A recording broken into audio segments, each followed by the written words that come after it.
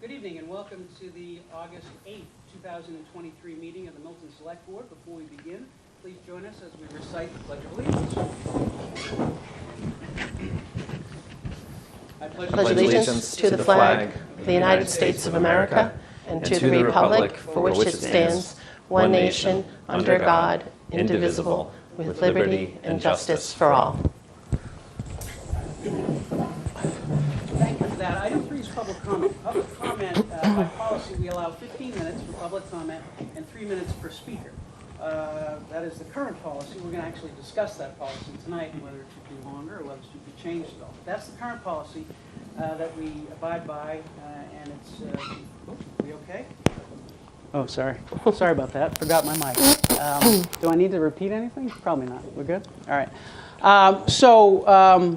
The current policy, 15 minutes for public comment, 3 minutes per speaker.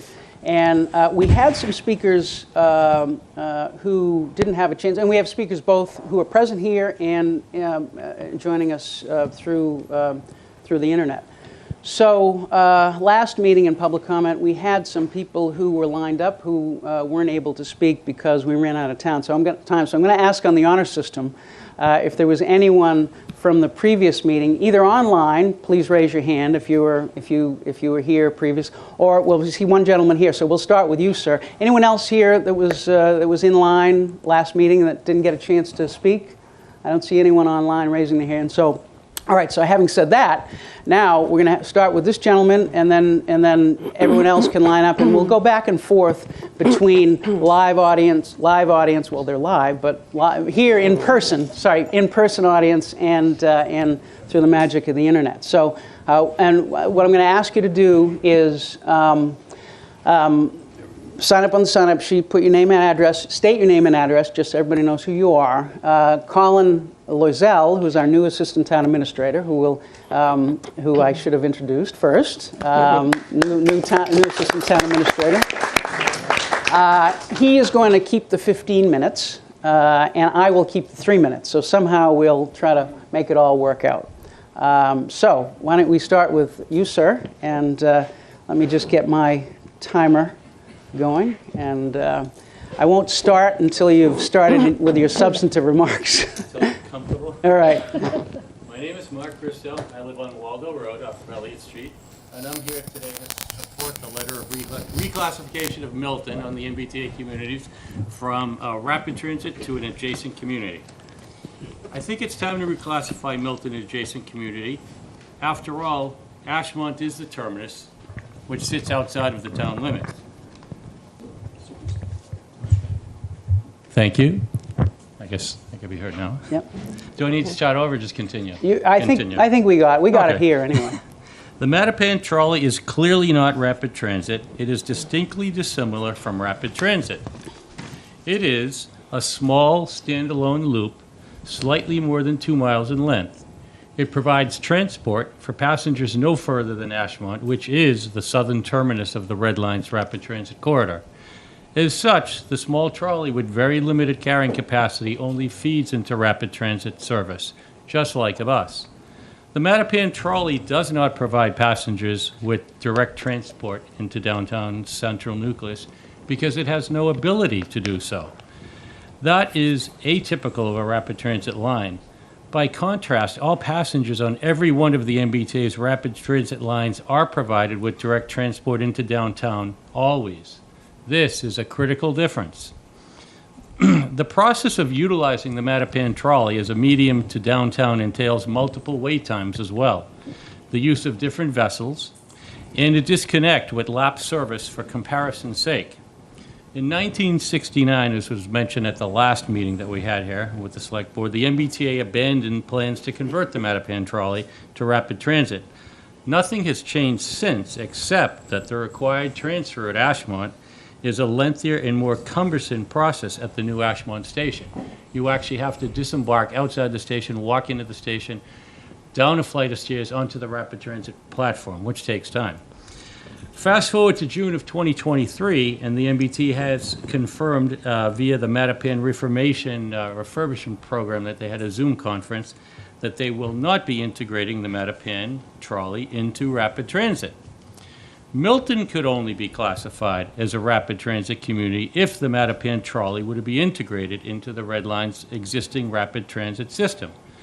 That would require seismic changes of the trolley's route in order to accommodate larger rapid transit trains on their journey to a new terminus at Mattapan. About 30 seconds. Okay, think of the massive infrastructure, the loss of 3 stations, both at Cape and Valley and Central, and a viaduct that would have to separate the at-grade crossing for street level from the third rail rapid transit. In my opinion, to base a housing agenda upon a false rapid transit premise is not equitable and it's wrong. A rapid transit classification that at its heart supported solely by a small antiquated short route with no direct passage downtown, delivering inferior service and limited carry capacity, does not compare to what the 11 rapid transit communities do enjoy. Thank you, sir. Thank you, sir. And I Appreciate it. I do ask for your cooperation in sending that letter out. Thank you, sir. Appreciate it. All right. Anybody online, Mr. Loisel, at this point? Or should we just go ahead with someone else here? Anyone else here who wants to get up for public comment? Yep, just come along and maybe we'll go to this woman and then to you, sir. This is not from last week. No, I don't think. Are you from last week, sir? No.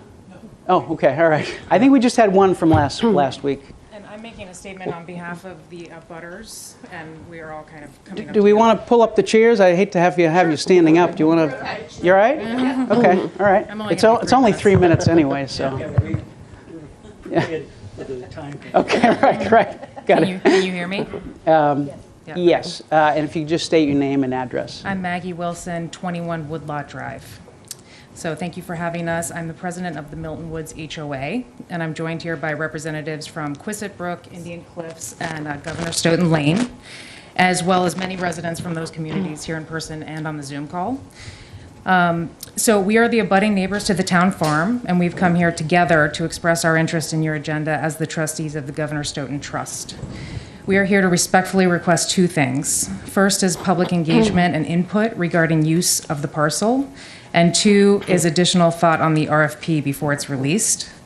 On number 1, public engagement, we see that there is a public hearing on your agenda for tonight, and for that we are very grateful.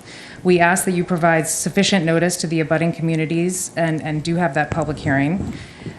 We'd like for you to hear those comments before releasing any kind of an RFP. We also ask that we have opportunity for continued engagement with you outside of the public hearing for future town farm discussions. And then on number 2, the RFP, we've read the RFP, and there is seemingly critical pieces of information missing from that document, such as stormwater and infrastructure updates that would be required for the development on the site. We request that the town address those issues in advance of an RFP going out. I will highlight just a couple of concerns raised by our neighbors regarding the RFP and proposed development on the site. The first is access. The RFP is silent on access, but if Governor Stoughton Lane is proposed, then there are resident safety issues and infrastructure problems. Governor Stoughton does not currently allow for 2-way traffic. There are no sidewalks, and town utilities directly abut the road. We request that the town engage a traffic engineer and its own planning board to determine the feasibility and scope of the work required to accommodate construction and ongoing traffic onto the site. Second, water management. There's a history of flooding and drainage problems surrounding the site that were exacerbated when the Milton Woods community was developed. Those problems should be fixed in advance of any future development. And additionally, the residents of Milton Woods are responsible for annual inspections and maintenance of their own storm water system, and any future development should require a similar system to prevent runoff into all abutting neighborhoods. And along with those 2 concerns, neighbors have set forth many others, and I'll just highlight a couple. Density and height specs in the RFP, environmental impacts on wetlands and other conservation land, keeping a buffer of trees around the site, use of emergency access into Milton Woods and Quistit Brook, 30 seconds. preservation of historical buildings and rock walls, and understanding how the animal shelter fits into this development plan. In abiding by my 3 minutes, I don't have time to highlight all of the issues that have been raised by the community, but that's all the more reason for you to approve a public hearing and let everyone be heard. And we'd like to continue conversations with you on the best use of the parcel for the benefit of the entire town. Thank you. Perfect timing, Ms. Wilson. Thank you. I practiced. All right, let's try again with our hybrid folks to see if nobody yet. So anyone else? This gentleman right here, sir. Thank you very much, Mr. Chairman and members of the board, and I hope I can do as well on my time as you did. I'm Jeff Well, we'll make sure you do. Jeff Wilkinson, 199 Beacon Street, Precinct 10, and one of the co-founders of Affordable Inclusive Milton, an organization that advocates for affordable housing, and we have dozens of members around town. I'm speaking on behalf of myself right now, but I'm a strong supporter of affordable housing. And I want to speak to two issues you'll be considering tonight. First, Town Farm. Appreciate the progress that the board has made on developing affordable housing on Town Farm, and I fully support that effort. And I appreciate you're going to hear from two members of the Affordable Housing Trust later, so I'm not going to try to get into details about that. I want to speak a little bit, though, about the proposal to reclassify Milton as a rapid transit community. I'm disturbed that the idea for this reclassification seems to arise from efforts to develop strategy to avoid compliance with the law. It's a creative effort, but it strikes me as something that's likely to get swift state rejection. And I hope that we're not stalling ourselves on the track, and that's a pun intended. I've attended 3 of the hearings that the town director of planning and community development has organized. I'm really impressed with the progress that Tim and his team are making, and I think we should move ahead with that, and I hope that the select board will provide strong leadership and not be distracted by this effort to reclassify. I'd like to see Milton be a regional leader on addressing the regional affordable housing crisis that we've helped to contribute to through the years through exclusionary zoning. This is not just a matter of threats for access or loss of access to state funding. It's not just a matter of the potential for civil rights lawsuits against the town, but it's also a matter of how we're perceived in the larger Boston regional community. I see the MBTA Communities Act compliance as an opportunity for us to shine. Why should Lexington, Brookline, and other communities have all the fun? We deserve our own leadership headlines. I think developing affordable housing on Town Farm in compliance with the MBTA Communities Act are ways we can demonstrate honor, leadership, commitment to equity, and our determination to build a sustainable future for all of our residents, our youth, our working families, our seniors, and I've become one of those over the years, and in all of our diversity. So thank you very much. Thank you, Mr. Wilkinson. Appreciate it. All right, anyone online? And how much time do we have on our 15 minutes, Mr. Lizzo? Still have 6 minutes. Anyone else? Going once? Going twice? Oh, all right. No, that's all right. We want to hear from as many people as possible. Hi, Linda Champion, 19 Aberdeen Road. I just want to also express my support. As stated by Jeff Wilkinson, one of the things I did complete about a year ago now was an 18-month study on affordable housing, its impact and the lack thereof in the town of Milton. I believe that the town of Milton did have a requirement under 40B to create affordable housing, has for over 30 years failed in that endeavor. I think that the individuals, at least from my standpoint, most people and most families do not have adequate housing. We can't provide housing for our own public servants who support us, whether they're in the school district or right in town hall. I am an empty nester, so at some point my child will be returning from college, and I would love for her to be able to own and live in the community that she was born in and raised in and attended all the schools. I would just prefer that not to be on my sofa. And so, and at the same time, I haven't quite reached senior age as Jeff has, but I can see that is in the distant future.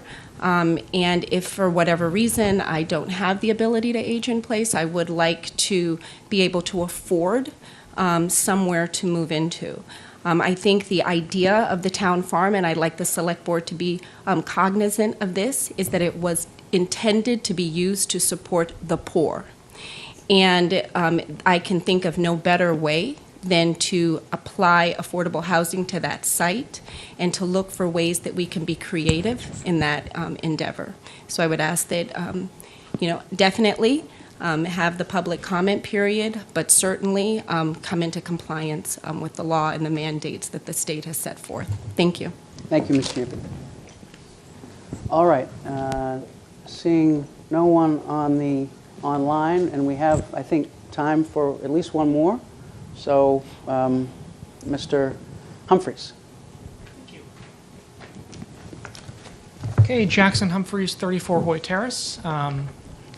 Thank you all for all that you do for the town, and I would like to echo actually many of the sentiments of the past two speakers. Milton has an obligation to follow the MBTA Communities Act as written. And I would like to highlight the incredible work that our town planning department has been doing in pursuing modeling and statistical analysis of that project. That is extremely important. I would like to support the, Mr. Chairman, your sentiment in that we need to pursue two paths as a town. One towards full compliance under the model, the mandated 2,500 units, but also a gentle exploration of the history and material conditions of the historic Mattapan line, which operates as a single vessel feeder trolley to a terminus at Ashmont. A review of the historical record reveals that the MBTA pursued a failed campaign between 1967 and 1969 to extend the Red Line all the way to Mattapan. This effort would have had extreme environmental impacts on where the Harvest River Bridge now spans the river, and it also would have most likely involved the taking of Capon Street and some of those surrounding areas by eminent domain. And the way I visualize this for people is the yard that they were proposing to build on those parcels is now where MBTA Cabot Yard stands now. So that is sort of the degree of industrial infrastructure that would have been placed in Milton. Now, the only reason why I bring that up is because I believe that we must, as a town, understand the history of this, understand that, yes, we do need more housing. We desperately need more affordable housing. That's abundantly clear. But we also need to understand, the history of the line. And, Mr. Chair, you've brought up several times a wonderful analysis of the fare policy of the MBTA. And perhaps there's an equity implication here, because fares are not necessarily being collected on that train by my observation and discussion with several of the conductors. So I thank you for exploring this issue. I encourage you to research this issue further. I encourage you to work with the town planner to learn more about this issue. And I encourage all residents of the town to learn more about this issue. I believe that there's an MBTA Communities Forum that's open to all next week. I believe that's on Tuesday. So to all those watching, please engage, please learn. We need to hear from everyone on this issue. So I appreciate your time tonight. Thank you, Mr. Humphreys. Thank you. Perfect time. All right, are we, has our 15 minutes expired, or? You've just under a minute left. Under a minute. Anyone want to grab the last minute, either online or here? Is it going once, going twice?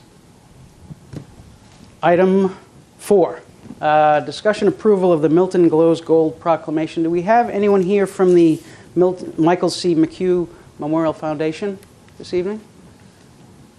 And I don't know if we do online. We do. We have Terry McHugh online. So if we could promote, Mr. Loisel, promote Ms. McHugh. She is now a panelist. Good evening, Ms. McHugh. Good evening. I appreciate the fast promotion. Well, you're welcome. Wasn't my doing, certainly, Mr. Loisel. So why don't you, without putting you on the spot, if you just want to lead us in this discussion of the Milton Glows Gold Proclamation, we'd much appreciate it. First of all, thank you for having me. Thank you for initiating proclamation or considering the proclamation for the second year in a row. We really appreciate the town, the select board, and of course, chairman's support. I'm sorry that I'm unable to be there in person. I really would have liked to have been, but unfortunately it wasn't an option. My son, Michael McHugh, passed away on August 5th, 2017. This weekend was actually his 6-year anniversary, death anniversary. He passed away from a rare pediatric cancer. And in that fight, we learned the incredible value of the community and just how lucky we are to live in Milton. Because of this, 2 things have really come out of it. One is we have, for the 3rd year in a row, created the Milton Glows Gold initiative, which works to support raising awareness of childhood cancer amongst the families in the Milton community.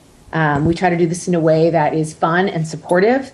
Cancer impacts about 15,780 kids a year, and every year we also see this impact families within the Milton community. We use this event to both raise awareness about childhood cancer in ways that are easy to understand for the kids in our community, but also can be more in depth for the older, for the adults. We use it also to raise money for the Michael C. McHugh Memorial Foundation, which people affectionately know as the MCM Fund. The MCM Fund raises money to pay for funeral expenses for families that are low income within our communities. So not just Milton, but in New England. But we see a real need for this, and that need seems to be increasing, both coming out of Boston Children's Hospital and Massachusetts General Hospital. So I am asking for your support again this year. We do know that we have the police, the fire, and the schools who have committed to get involved. We last year attempted to run, walk, or ride a mile in support of each of the 15,780 kids that are diagnosed each year. And we have struggled mightily to reach that number. And so we have changed this year to be the Jumping Jack Challenge. And we will be trying to jump 15,780 jumping jacks between the kids in the elementary schools who will be participating. Those who choose will be participating on September 29th, and also through social media, which will be going on through the month of September. People can learn more at miltonglowsgold.org and can sign up and register to have their jumping jacks counted, and also to help raise money by pledging their jumping jacks. The day that Milton Glows Gold this year will be September 29th.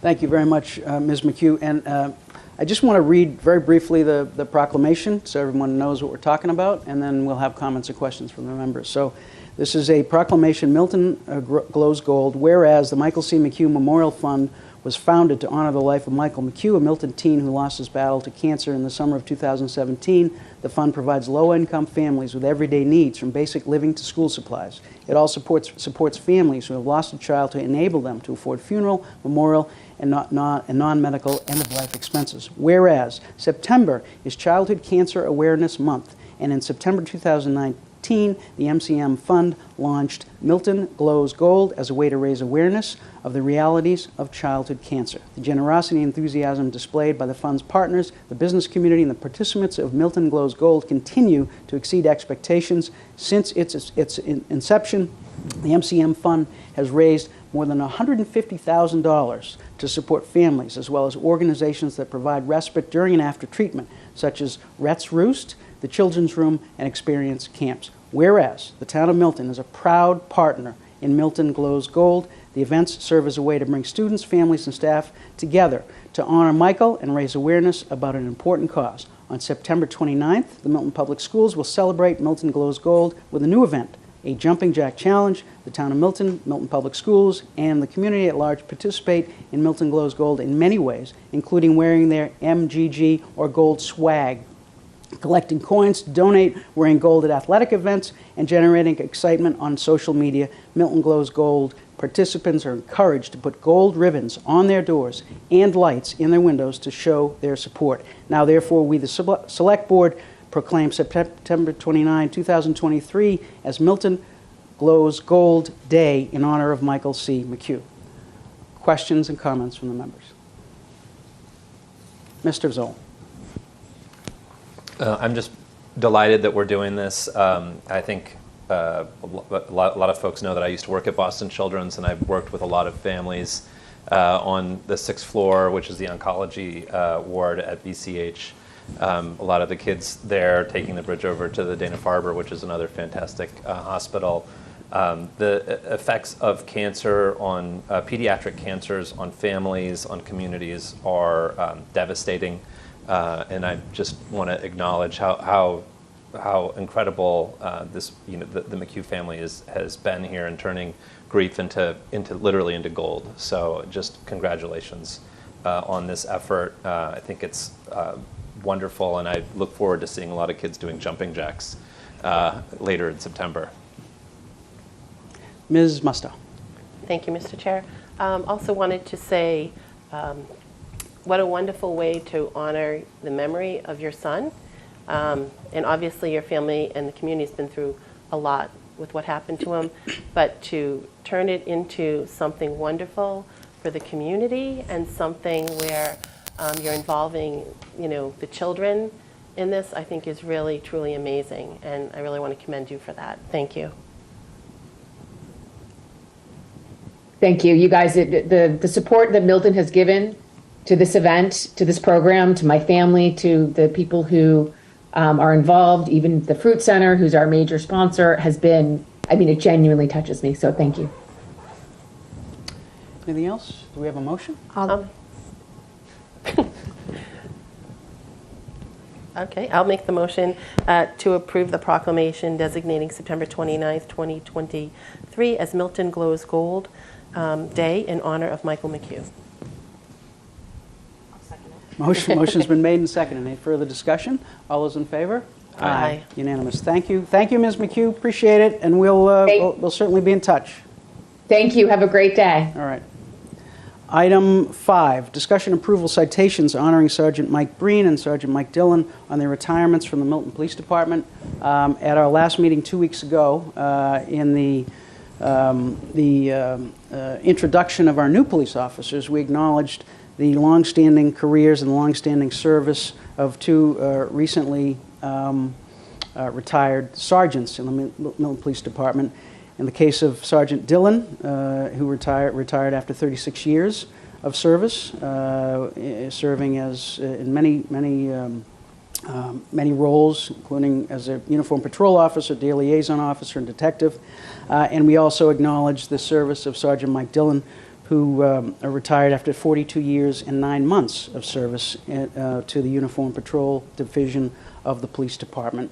And did I say Sergeant Mike Breen? You said Mike Dillon. Oh, I said Mike Dillon. All right. Well, that won't be the last mistake I make this evening. So thank you. The first one was Sergeant Mike Dillon. Let me do it again. Sergeant Mike Dillon, retiring after 36 years of service to the Milton Police Department as a uniform patrol officer, day liaison officer, and detective. And Sergeant Mike Breen, who retired after 42 years of dedicated service to the Uniform Patrol Division of the Police Department, and is the current record holder as the longest-serving sworn member and longest-serving sergeant. So we have official citations. My understanding is that the two retired sergeants couldn't be here this evening, but are appreciative of the citations. Comments or questions or motions? Mr. Chair, I'd like to make a motion to approve the citations for Sergeant Mike Breen and Sergeant Mike Dillon that are presented tonight. I'll second. Motion's been made and seconded. Any further discussion? All those in favor? Aye. Unanimous. Item,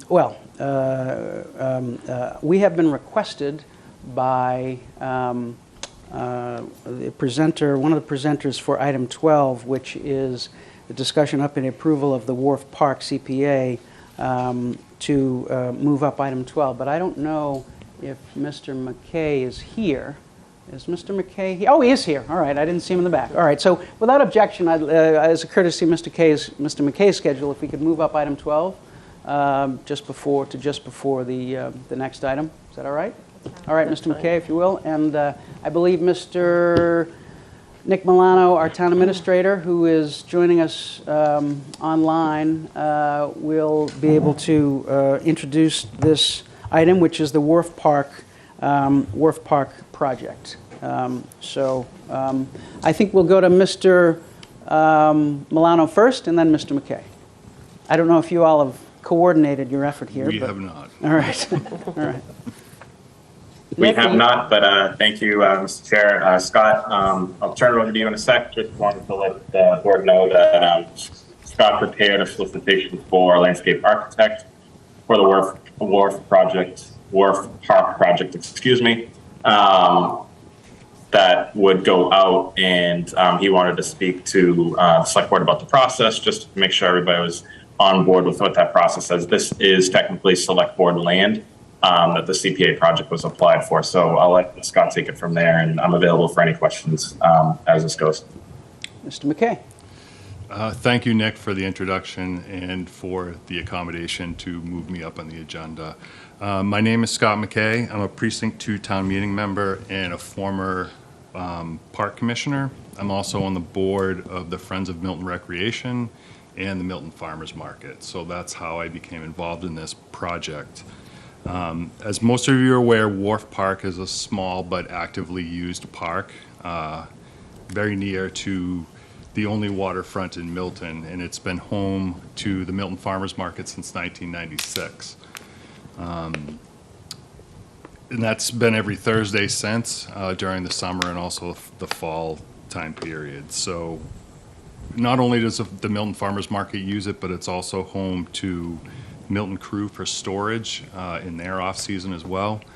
And like Nick said, the park is titled for general municipal purposes and under the auspices of the Select Board, and that's why I'm here tonight. The ultimate decision-making lies with you, the Select Board. And the future of this park really depends on the decisions that you make.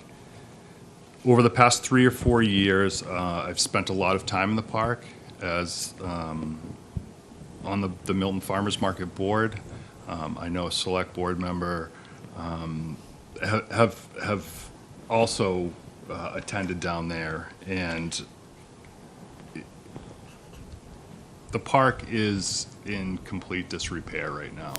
The slope of the park from Adam Street down to 88 Wharf is substantial, and with the use over the past 26 years by the farmers market, a lot of the ground cover has eroded, and there's a lot of roots that are coming up through the soil, and also there's a fairly old walkway, brick walkway, that bisects through the park that is impassable right now. So it's really an unsafe condition. So it's no longer accessible, and it's very dangerous for seniors who want to be attending the farmers market. And you know, a good part of what we do at the farmers market, we want to be a beacon for the community and be accessible to as many people as possible. That's why it's located where it is. It does have access to the T and other neighborhoods that are around that area. So it's important for the park to be in usable shape for the farmers market. And that's why we decided to go ahead and apply for CPA money. We know that the town generally runs on a pretty lean budget, and there was no funding source for this type of a project. So when CPA money became available, we applied for a $25,000 grant. The Milton Farmers Market, in conjunction with the Friends of Milton Recreation, to bring on an architect to design a more usable space, and also to be able to garner some support and some input from the community to potentially grow the usage of the park, to possibly have a bandstand or something like that down there where either the arts center or music groups can play down there, something that is going to be more accessible to more folks in town.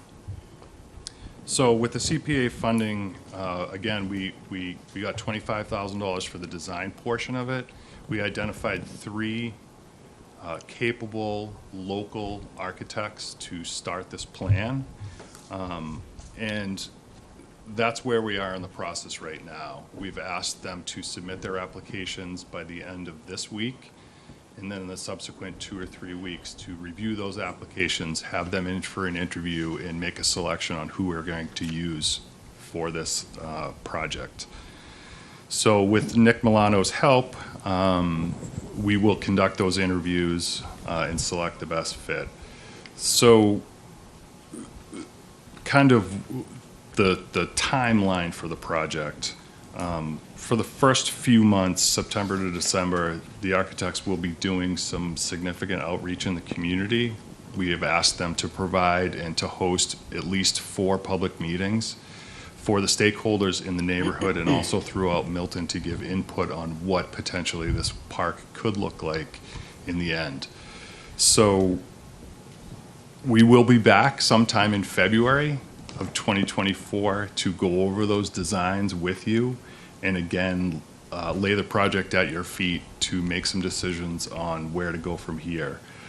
Included in the proposal that we asked of the architects was also not only the conceptual design for the space, but an implementation plan that could identify some funding sources in town, but also some make-safe measures in the meantime until such a project can be finished. So again, we're not asking for you guys to vote on anything tonight. That will come further down the road, but we wanted to make sure that the select board and the community knew that a process would be starting soon to rehabilitate Wharf Park.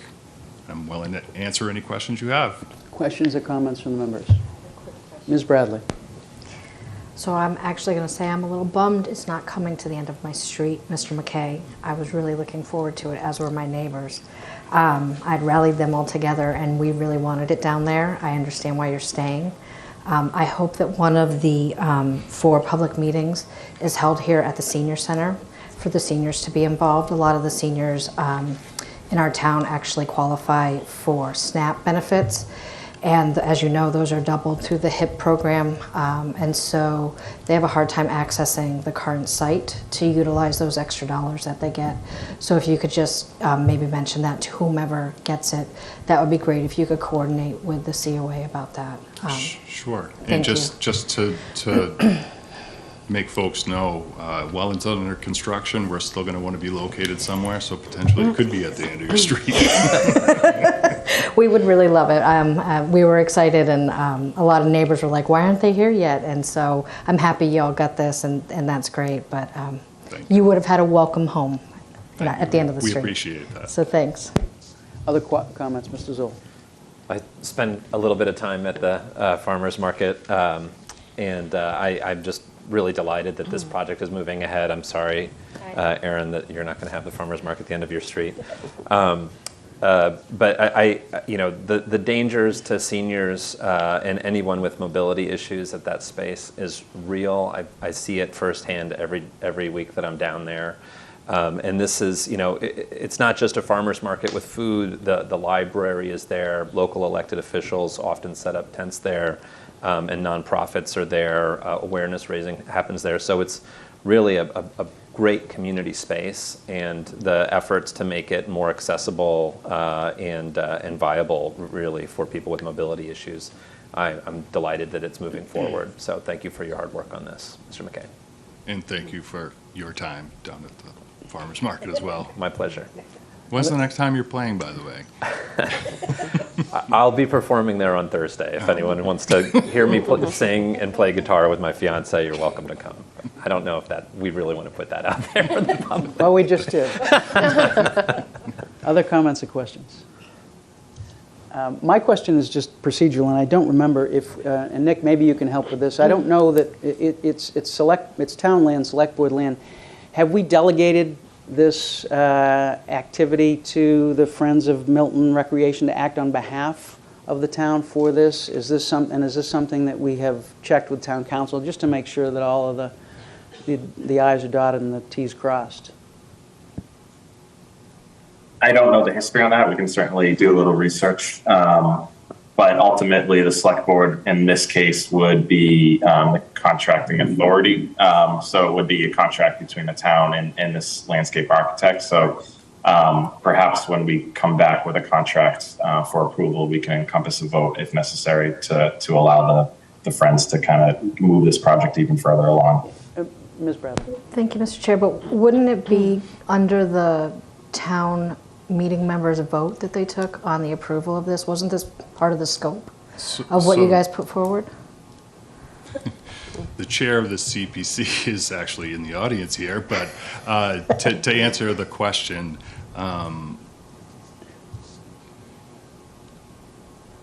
let's see how.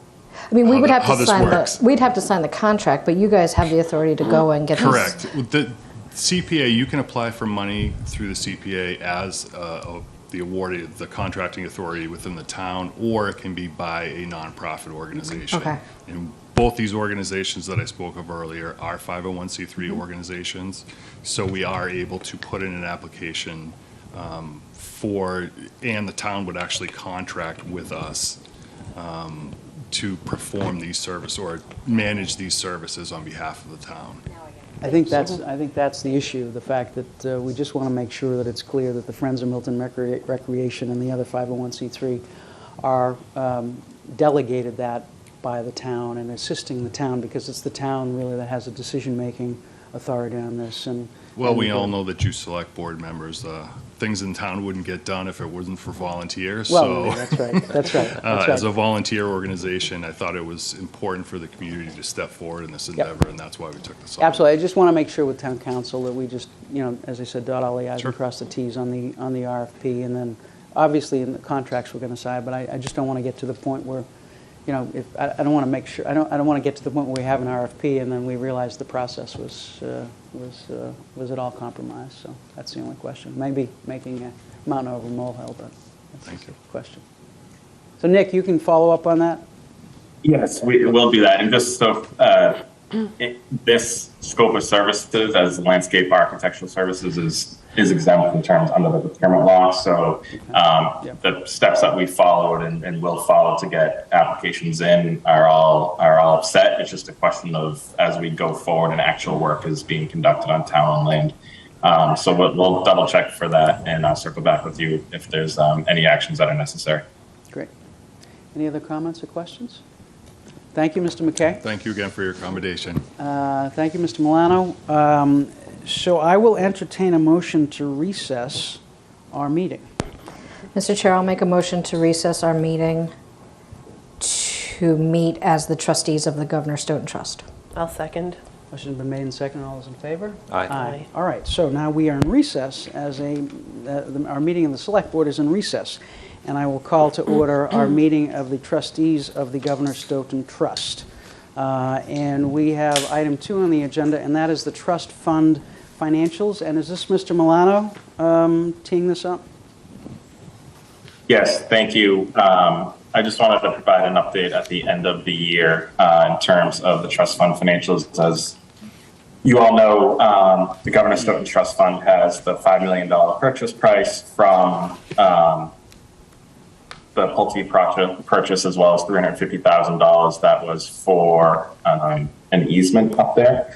And at the close of the fiscal year, the total balance of the Governor Stoughton Trust Fund was $5,489,799.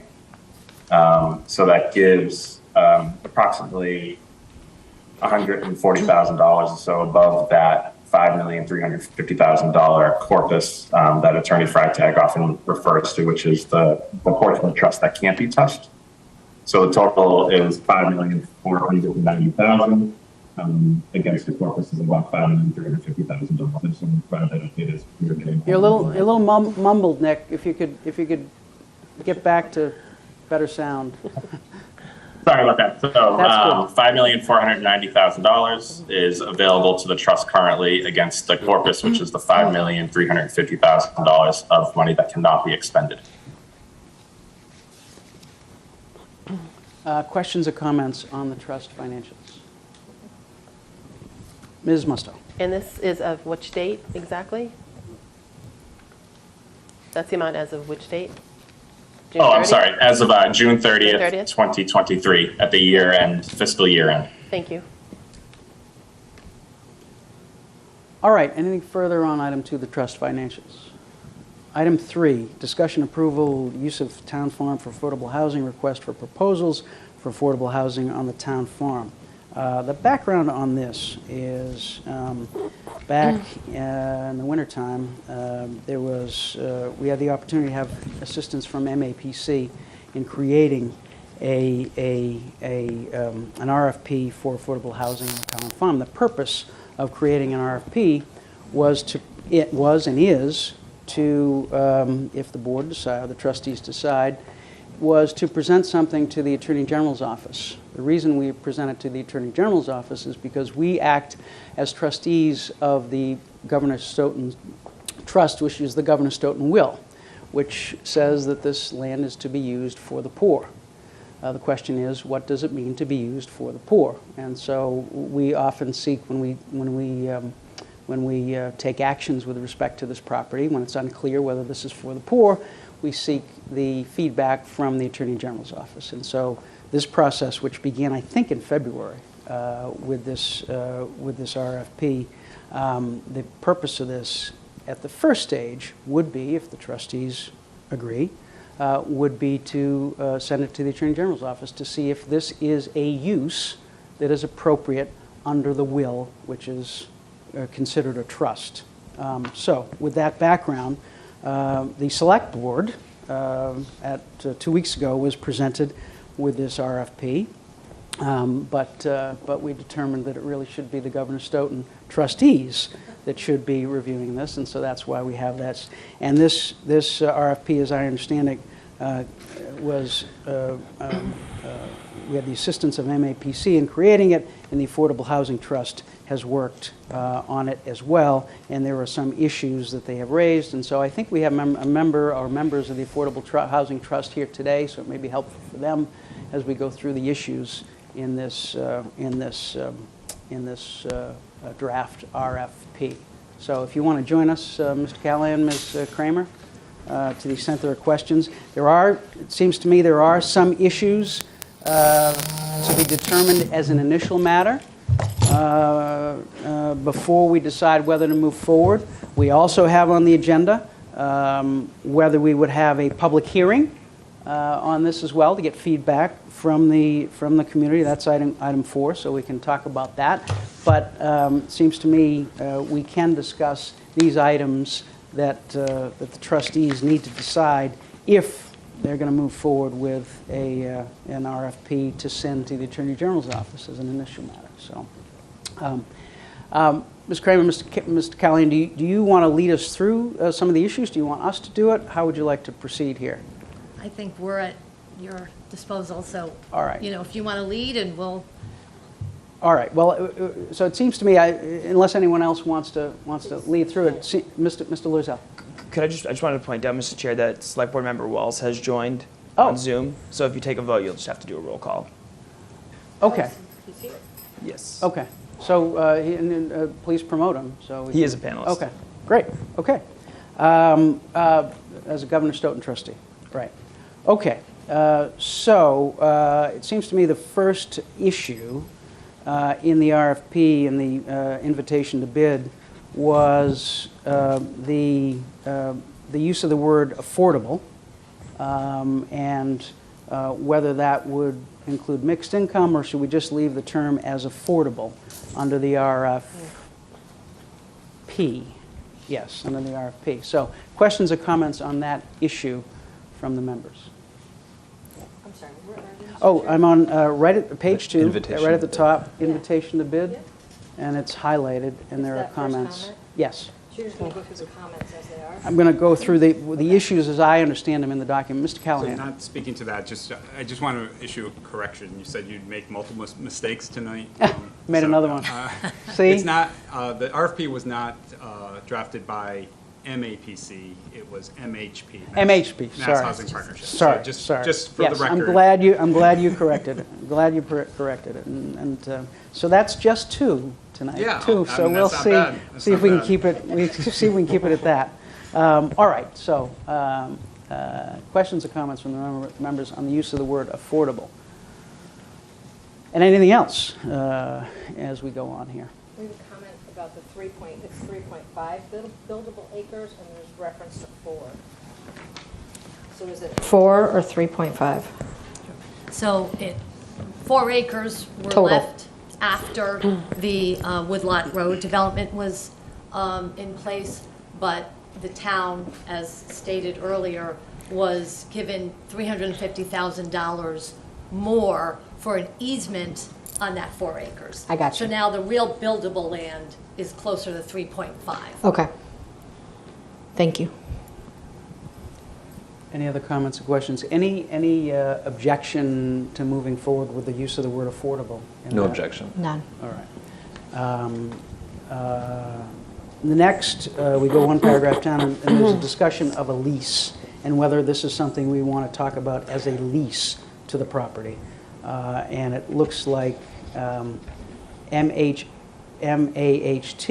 which is the Affordable Housing Trust, recommends that, I believe. So if I can try to read that tiny type, looks like that's recommended. So any comments or questions on that issue? Ms. Musto. Sorry, go ahead. I just have a quick question. So are we going to be discussing, after you go through each point, we can just have a general discussion? That's what I thought we would do, but we can have Perfect. the general discussion now if you wish. No, perfect, thank you. Mr. Chair. Yes. I just to point out, and I don't think people have access to the document, but I think that the comment that this is a common practice in the development of affordable housing spaces and keeping the ownership of the land with the town, that we should just highlight that because I think those are 2 good reasons to go forward with the word lease. Yep. Any objections No. to that?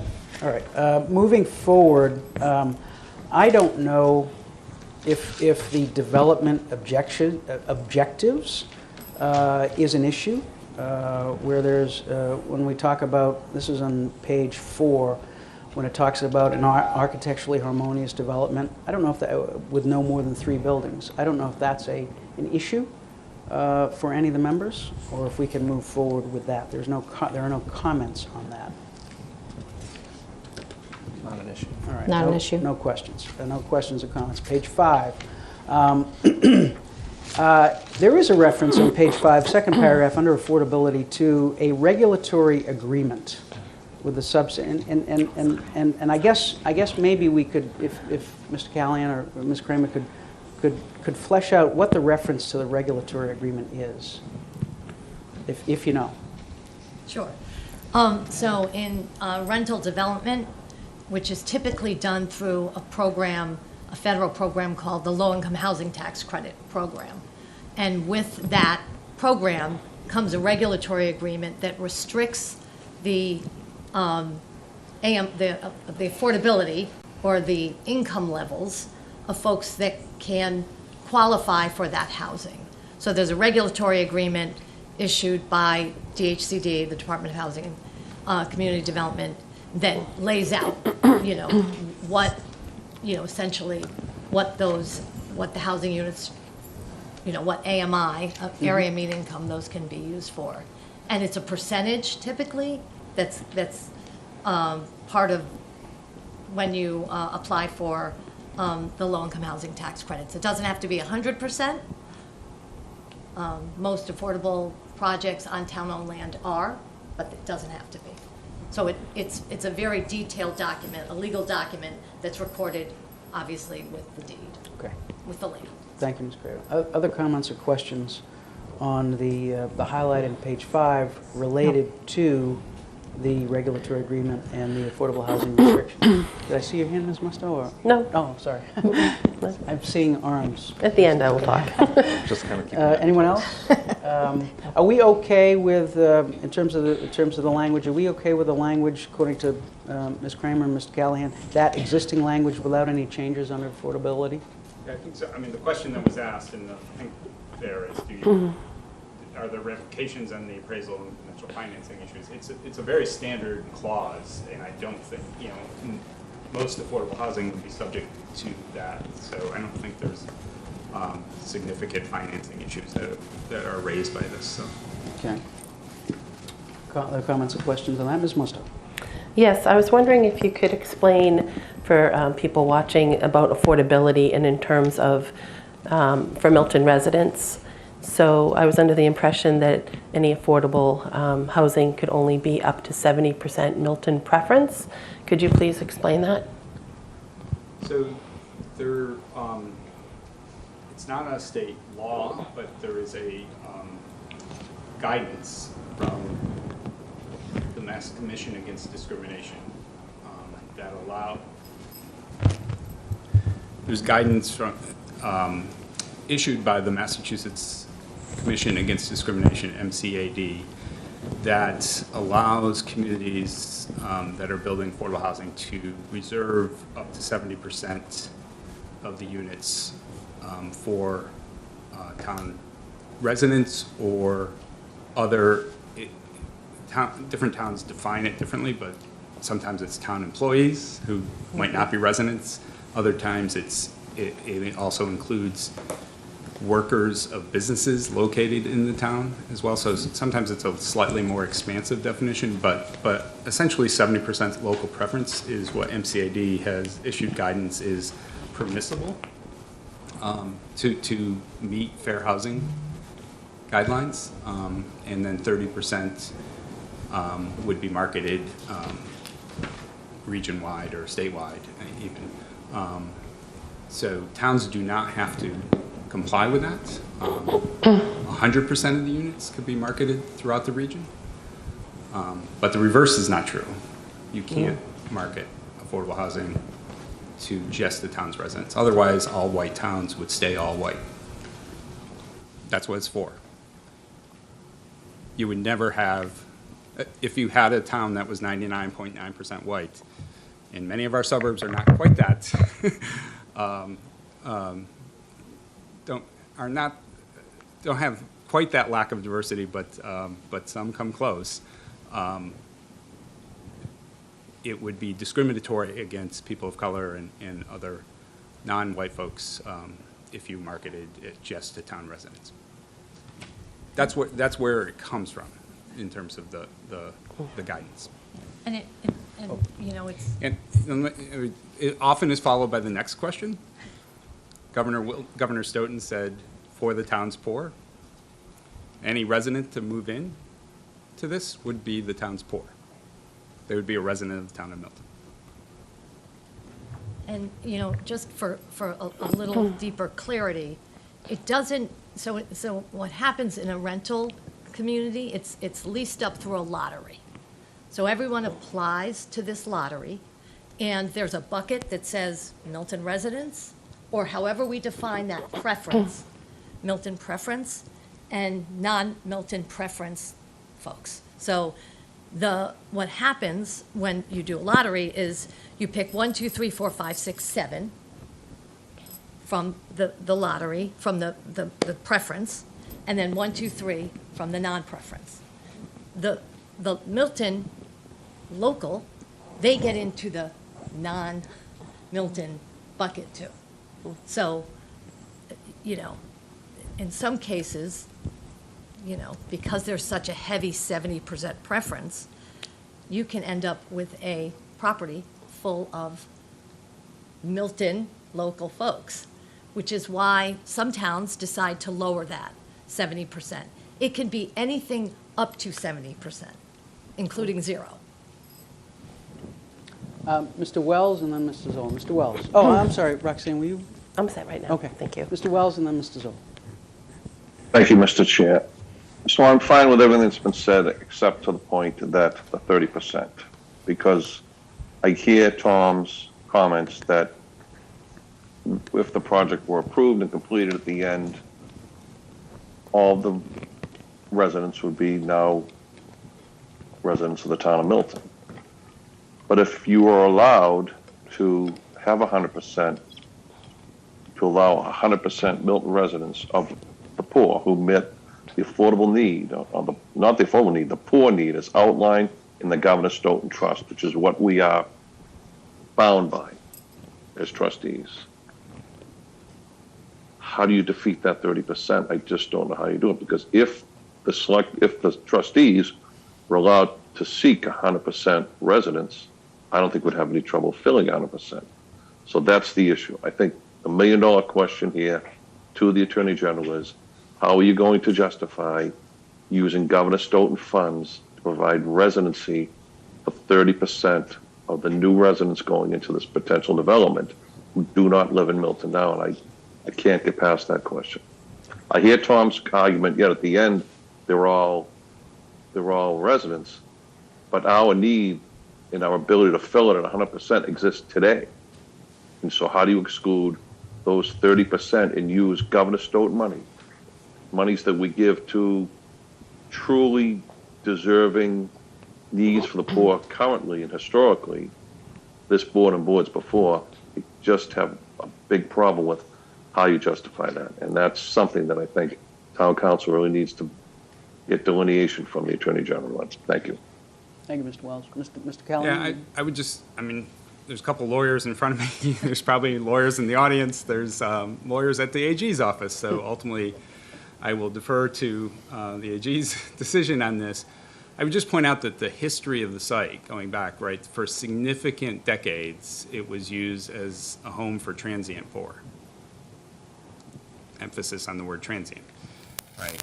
It was travelers. It was people passing through town. It was not always, but that was under the guise of the will,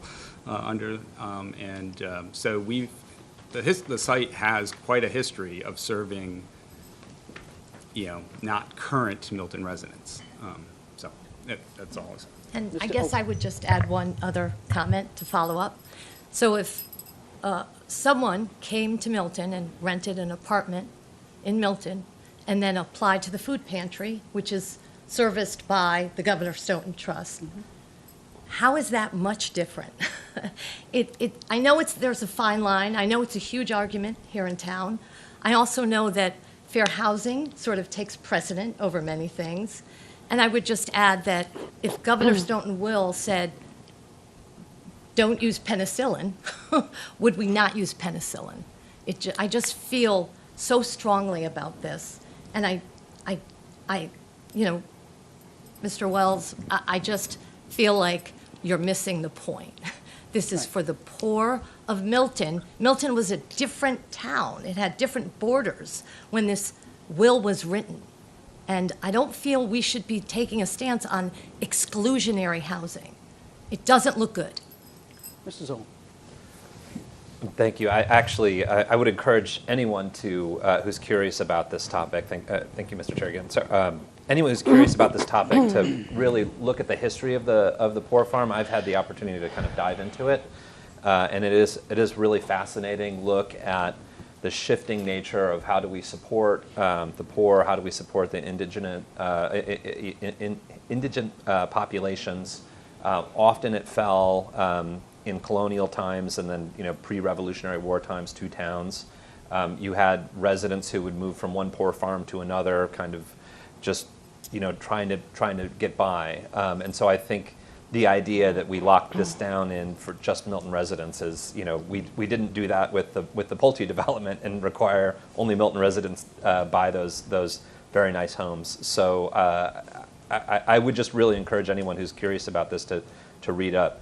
My question for the board is I think it would be helpful for the town to kind of understand when we talk about 40 or 50% AMI to 80% AMI, what are we talking about? Because I think folks often hear affordable housing and they're picturing people with no jobs. They're picturing they're worried about who's going to be moving into these spaces. And this is another thing that I've learned about, but I feel like you guys can explain a little bit better. What are those numbers, and what kind of incomes are we thinking about when we put those out there? So I don't have the numbers. Maybe you do. So I don't have the exact numbers in front of me, but I think that the rule of thumb here that's going to be easy for all of us to remember is 100% of median area. The area median income is for a family of 3 is roughly around 100,000. Don't quote me on that exact figure. It's probably a little under or a little over, I'm not sure. So 50%, we're talking about 50,000 and below, 80%, 80,000 and below, roughly. It does change with household size, right? For a one-person household, the numbers would be significantly lower than that. For a 4 or 5-person household, slightly higher. So, but I think the thing to retain in your head is 50% of median is about 50,000 and below. I think that's really helpful, and particularly when we think about town employees, teachers, maintenance workers, other folks are in that bracket. Yep. Thank you, Mr. Chair. Other comments or questions? Ms. Musto. Thank you. A couple of points I guess I would like to say. One is, I know there was some comment made about using penicillin. We wouldn't have used penicillin, and that type of a philosophy. We oversee the trust. We are the trustees of a trust. And as so, there's a will and a trust. We have to look at what the wording is. We could all put our own ad lib things in there if we wanted to, but the trust says for the poor of Milton. When the Kidder branch, when we just sold that library, and there were certain things that came up at town meeting, and funds had to go certain places, it was because there was a trust, and they couldn't do things that weren't in accordance with that. As far as the Pulte home sales, we weren't on the board. I don't know if any of us were on the board when that happened. I don't know if you were, Mike, but none of us were there. So we can't rehash what happened with that particular sale. But what we can do is we can look at what the information says now. My question is, if something goes forward here that is a 70-30 split, which is the maximum that you say we could do, I would like to know if the trust is sued. I want to know where the money for defending the trust comes from. Does it come from the town paying the attorney fees, or the trust paying for an attorney that has to defend the decision to go with affordable housing? And I think that's a valid concern. The money that we accrue off of a $5 million amount that's sitting in a bank is used for the poor of Milton, the food pantry, people that can't afford maybe medical bills or heating. It is used every day for the good of many people in this community. And I want to know what we will anticipate, because if the trust gets sued by a decision that's a poor decision, then money who's going to pay for that lawsuit? Is the money coming out of the trust to defend itself, or is the town paying for it? Seems to me like it would be coming out of the trust if the trust makes a bad decision, or however decision it makes, good or bad. But if it gets litigated, that to me is something we need to be cognizant of. And as far as affordable housing, I don't think there's one person sitting at this table that doesn't believe we need affordable housing in the town. I'm not convinced this is the location. We have a trust. The trust says for the poor of Milton. It is not for us to say things about penicillin and all sorts of things would never have happened. Listen, I work in medicine. There's always advances, right? But the history and what this document says is pertinent. And that's what I would say about that right now. Thank you. Thank you, Ms. Musto. So page 6, there's a question about the easements and having town council review the easements. Any objection to the idea we need to make sure the town council locks down on what the actual easements as opposed to proposed? Page 6 as well, on the project permitting, there's a suggestion, rather than this be a 40B, that this could be a friendly 40B or a PUD. And I think the suggestion is that this would be a friendly, the anticipation that this would be a friendly 40B or a PUD. Any objection to including that language as opposed to a 40B? No objection. All right, so we'll make that a friendly 40B or PUD. All right, page, there we go on the type again. Page 7, okay, we're okay with that. That'll be the same. Ground lease, we already talked about. So that's good. Just scrolling through, no other questions until we get to the selection process. And there's some revisions to the with respect to an evaluation committee. This is page 13. Sorry, scrolling ahead. Page 13, and there is a suggestion that the Affordable Housing Trust would be happy to join an evaluation committee, but that's not set forth in the document. So I think that's just a stray comment. Yeah, okay, fair enough, fair enough. Not a decision that we need to make. Everything else, I don't think there's any other decision points. Another thing I wanted to bring up. Oh, sure, yeah, absolutely. So that's my list. So now we'll go on to what I missed. Ms. Bradley. Thanks so much. I think last time that you were here, Julie, you said that there was whether or not it should be the town or the Stoughton trustees that are putting out this RFP. And I think we decided that it would be the trustees. So you guys are just going to go through and fix all that reference to the town and change it over to the trustees, right? Perfect. I think it had. I think there was an effort to do so. I think it has. All right. changed. Sorry, I must I be mean, town looking staff at. probably will do that. Somebody will. Yeah. It looks like it's. Okay, thanks. I must be looking at an older version. Thank you.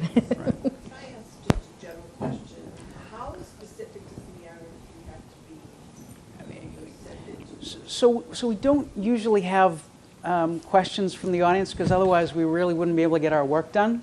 But what's your question? I'll make one exception. The question was, how specific does the RFP have to be that you send to the Attorney General? In other words, can you make changes after it's sent? Oh, certainly. I mean, well, I'll take that. I mean, ultimately, it's the Governor Stoughton trustees that will decide. The Governor Stoughton trustees, it seems to me, would want to make sure that that it is proper in the eyes of the Attorney General's office. So I can speak for myself and say that I wouldn't want to make anything more than ministerial changes to something that the Attorney General's office has, if and when they said it was okay. I don't think we should make anything more than ministerial changes without getting a further review. That's my own personal view. Others may have a different view. But I do want to limit it because if we had 50 people asking questions, we really wouldn't. But and our next item is going to be having a public hearing, and that would be more of a back and forth. So anyway, let's get back to the RFP. Nothing else here. Any other either specific? Oh, Mr. Loisel? Mr. Wells. Sorry, Mr. Wells. Thank you, Mr. Chair. You just touched on my point because, as you know, I think 6 of the 7 projects that we've dealt with in my 7 years here, the majority of them wound up in some type of litigation. I think based on what the residents brought forward at Citizen Speak tonight, that it'd be prudent of us to conduct the public hearing and get their input before we send the RFP off to the Attorney General's office for review. I think that only makes sense. And my second point is, I think it'd be prudent of Mr. Milano to pull out I think it was 2009, the bid that took place from the trustees for the 30-plus acres that Pulte ultimately bought, and look at how because that was the trustees as well, and look at some of the references. I think there's, having been familiar and been involved in that process, not as a select board member, but as a bidder at that time, I think it'd be prudent to take a peek at those, at the RFP and the bids that were received. So thank you, Mr. Wells. So, Mr. Milano, a few to-dos. One is we're gonna incorporate the changes that we've discussed tonight. 2 is to have town council review the easements. 3 is to have town council review this RFP to make sure it's appropriate. And then 4 will be our next agenda item when we get to it. Ms. Musto and then Mr. Zoll. Thank you. Could you also have Nick ask town council about if there was litigation, who ends up paying for it? I'd like to know that. Thank you. Nick, you got that? Yes, I got all of it. Thank you. Mr. Zoll. Thank you, Mr. Chair. Before we lose our guests, I know that the RFP process, there's a sort of a general timeline that happens sort of Commonwealth-wide for these types of projects. So it would be helpful to know what to expect. When would be too late for the RFP to kind of get considered in the next construction cycle. So when we schedule the hearing and submit to the Attorney General, we're kind of operating with that in mind. Sure. So it's a little bit of a two-pronged answer. There is a funding round every year that the state holds for these types of projects, and you're applying not just for the low-income housing tax credit program, but you're applying for other subsidies that are, given to proper projects like this. so they can be realized. And that happens in February, most years. And so, when I had talked about this the last time I was here, my hope was that we could put this in place for an early winter RFP. Once December and Thanksgiving hits and into February, folks who might be applying for this kind of RFP will be tied up in the funding round work. So I'd like to give it the best shot we could and have the most folks who would be able to apply for this RFP or submit for the RFP, so you have a lot of options to look at. I just don't want to limit it because they have, they're working on projects that they already have in their pipeline. So that sounds, if I could ask a please. follow-up, Yeah, Mr. please. Chair. It sounds like you're talking about like early November, late October, the RFP is out? Yes. Okay, thank you. Other comments? Ms. Bradley. Thank you, Mr. Chair. So what's in front of us is the shell of an RFP, basically going to the AG's office. There's nothing that says that we couldn't move that down a track while also getting public input to change the RFP if the AG's office does it. Because my fear is it took us a while to get in front of the AG's office prior. And so it's August. The legislative session is over. They honestly are all on vacation right now. This is the month of vacation in state government. So I'm concerned that if we don't keep moving this down the AG track just to get an answer from them, we're going to be put behind an 8-ball for that timeline that you just discussed. So this can obviously be revamped with anything that we want it to be revamped with. This is just a shell of a proposal of what we're talking about to go to the AG's office.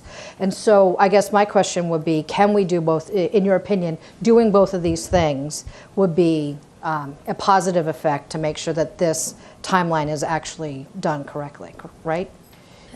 I think yes. I would answer that yes. Okay. I would say that, the comments that we might hear from the community or the abutters might have to do with setbacks, might have to do with, where the property or where the housing would be placed on the site. Right. So they don't, so they have their space and their, and so the AG's office They don't obviously care about that. doesn't weigh into Right. that.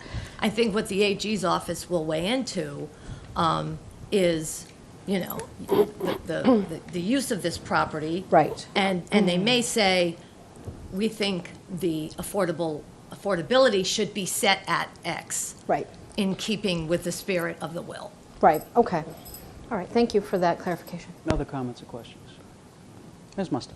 I would be concerned that we're not hearing from the residents. And I think that, to be on the timetable of developers, I think that we need to look at the residents that live near there, and we need to talk with them first. I think we're doing this backwards. I think we need to talk with them first and get some ideas from them as well, because they abut this property. And of course, we're in the summer. And as I said at our previous meeting, in the middle of the summer is a tough time.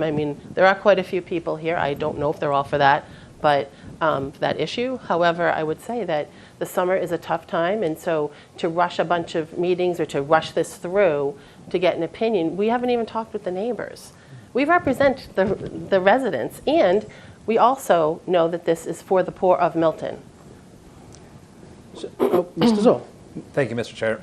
I just want to make it abundantly clear that I wasn't suggesting that we don't talk to neighbors, that I was simply, I know there's a Commonwealth-wide process, and I think it's good that we're aware of how these processes work and how the businesses that actually do this work time their business so that we can plan our meetings out accordingly.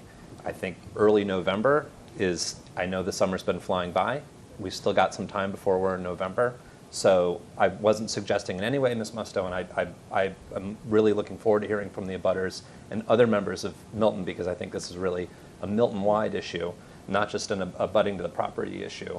I look forward to hearing from a lot of folks on this, and I would never want to rush that process so that we were, shortchanging the ability of the citizens of Milton to chime in on something like Which that. is a great segue to item 4 on the agenda, if we're all set with item 3 on the agenda. Yes, Mr. Chair. Item 4 on the agenda is discussion. Oh, I'm sorry, Ms. Bradley?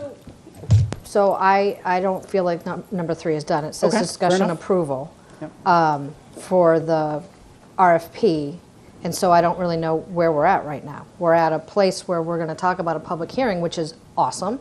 That's great. But I don't know why we can't do the AG track and the public hearing track, because this RFP is not the final RFP. This is not what's going out to the builders in November. This is just to get it in front of the AG's office. And I really strongly feel like if we don't start making those contacts right now at the AG's office, we're not going to get in there before October. So I'm just wondering, it's on here as an approval. Are we not going to do that, or where are we at with that? So let me make a suggestion. Okie dokie. All right. which is a melding of items 3 and items 4, which is the RFP and the public hearing. It seems to me, I would say that I would like to hear from those who are interested in this to a greater extent before we send it to the Attorney General. That's just me. And it seems to me we could set aside an hour and a half. Perhaps we start at 6:30, 2 weeks from tonight, and set aside an hour and a half, or an hour and a half, and hear from the residents. And then we could we might take some action at that point if we feel that we. So that's one of the things that I'm thinking of. Ms. Musto. Thank you. I would advocate for a separate meeting just for that, because I feel like an hour and a half of our big meeting is a lot of time. It is. And I would rather have it, just focused on that. And I think if you're when are you talking about doing that? Because I would think it would have to be after the summer, because you will not get people.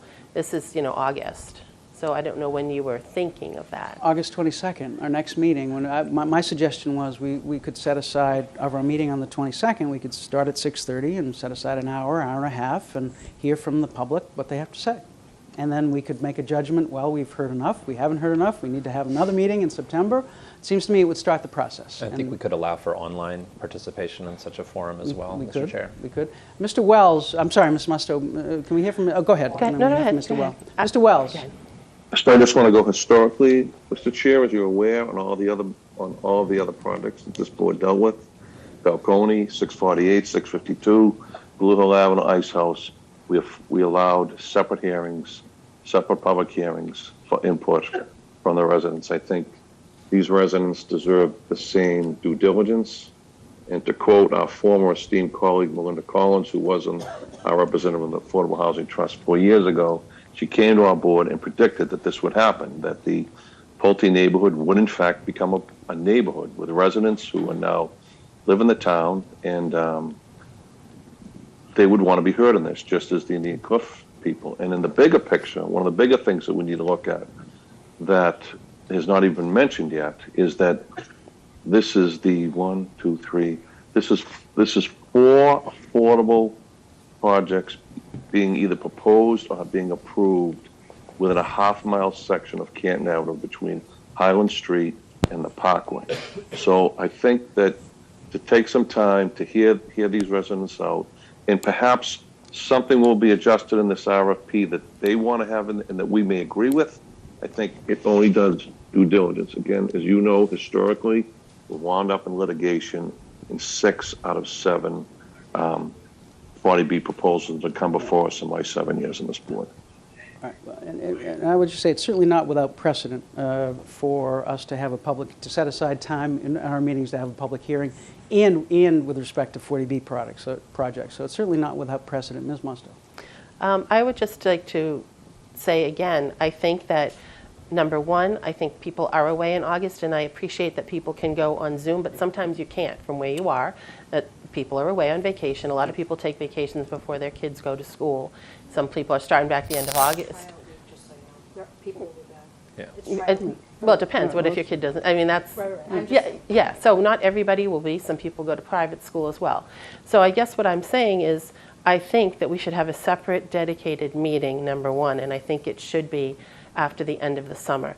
personally, it's hard for me to get here for a 6:30 meeting for an hour and a half, and what if somebody wants to talk a little longer than that? You know, it's a lot to fit in one meeting. I think it should be its own dedicated meeting. I think, you know, we're here for the residents.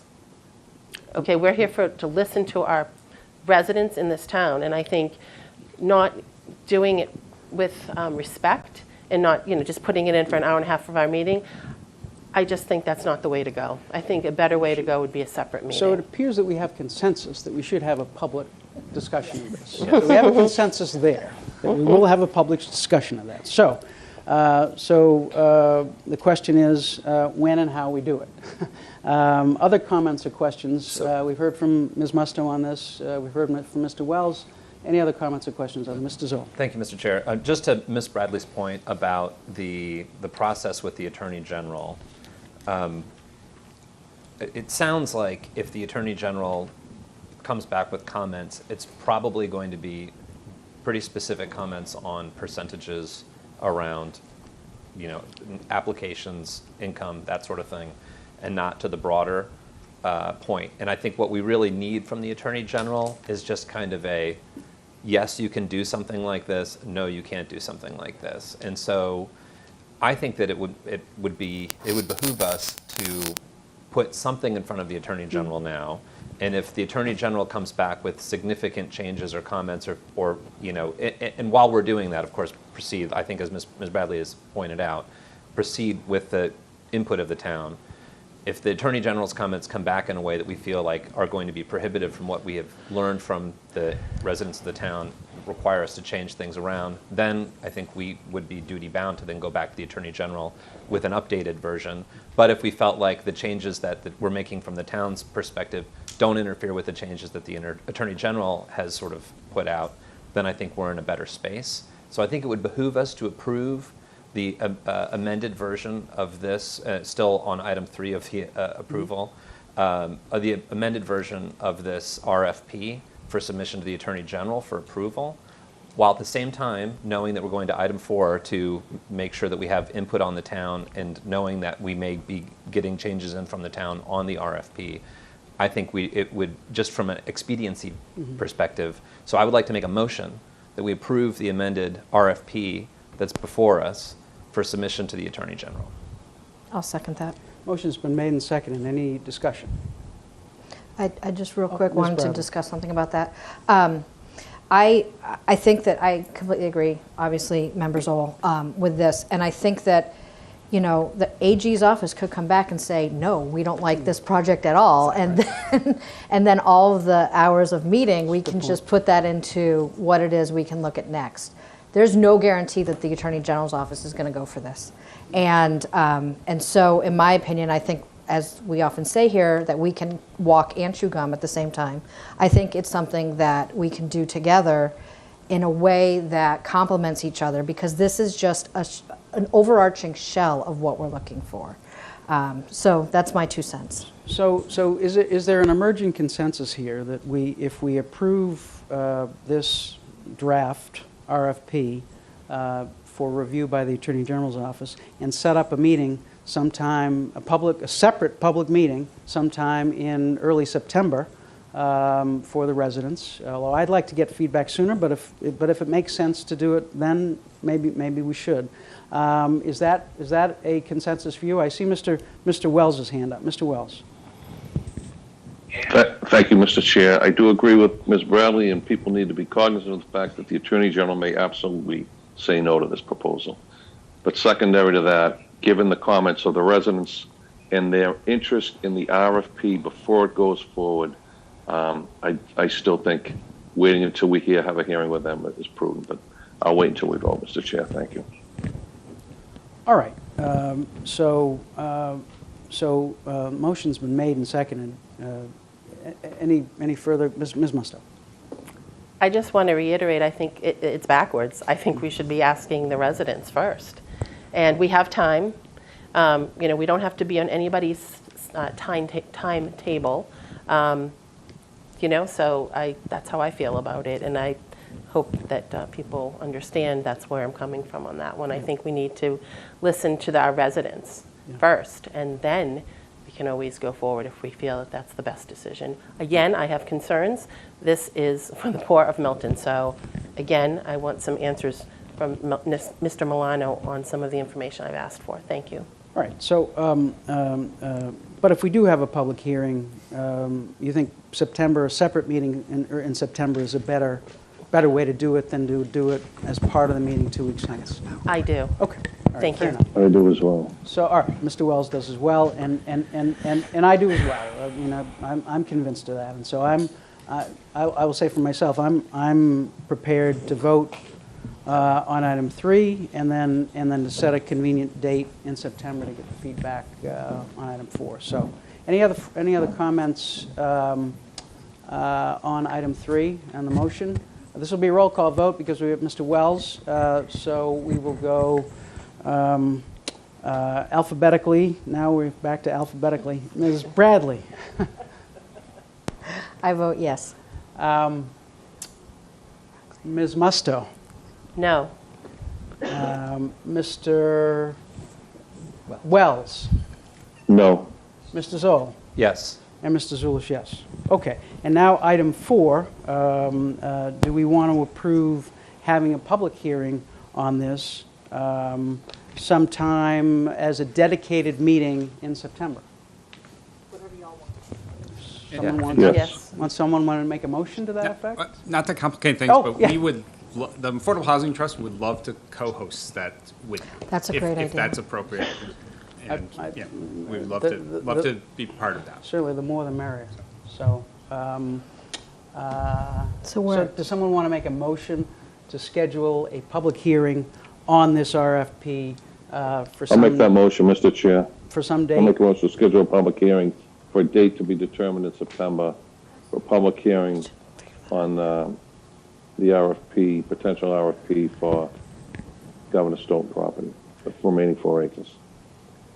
I'll second a motion to. Motion's Yeah. been made and seconded. Any further discussion?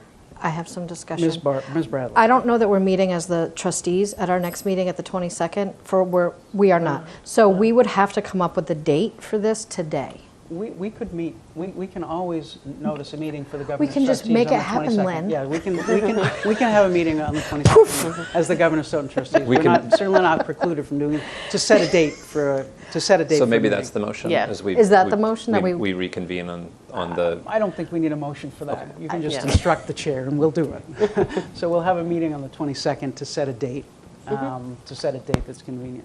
So now the motion's been made and seconded. Mr. Wells' motion seconded by Ms. Musto. Any further discussion?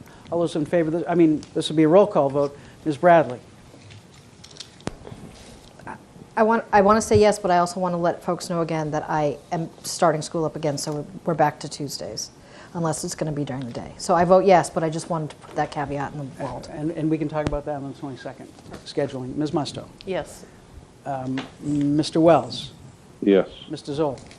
yes. And Mr. Zulish, yes. All right. I'll entertain a motion to adjourn the Governor Stoughton trustees. I'll make a motion to adjourn Governor Stoughton trustees. I'll second. Motion been made and seconded. All those in favor, Ms. Bradley? Yes. Ms. Musto? Yes. Mr. Wells? Yes. Mr. Zoll? Yes. Mrs. Zulish, yes. All right, so now I'm getting my mojo back. All right, so we will... Your command of the alphabet is impressive. Exactly, yeah, exactly. All right, so now we will return to our meeting of the Select Board, which is, we are item 6, which is discussion approval of a contract. Ladies and gentlemen, if you wouldn't mind, just if you could move outside, that would be helpful. Thank you. Discussion approval of a contract with Beta Group for traffic engineering consulting services. And I think we have Mr. Is Mr. Berkeley here on this? Oh, he's right here. And who else do we have on this? Chase, is this you on your own? What's that? I think I'm it, yeah. You're in, okay. All right, so if you could tee this up for the members. Sure, thank you, Mr. Chair and members. So Chase Berkeley, Director of Public Works and also Chair of the town's Traffic Commission. So the contract that we're requesting approval for tonight is the final step in multi-year process to establish a traffic engineer role in town. This is something Mr. Zulus, I know, was personally involved with in a direct recommendation out of the traffic mitigation report that came out in 2020. So we've gone through. If I may, Mr. Berkeley. Sure. Sorry, sir, we can't close the door because it's an open meeting. We have to keep the door open just because it's an open meeting. Appreciate the effort, we can't do it.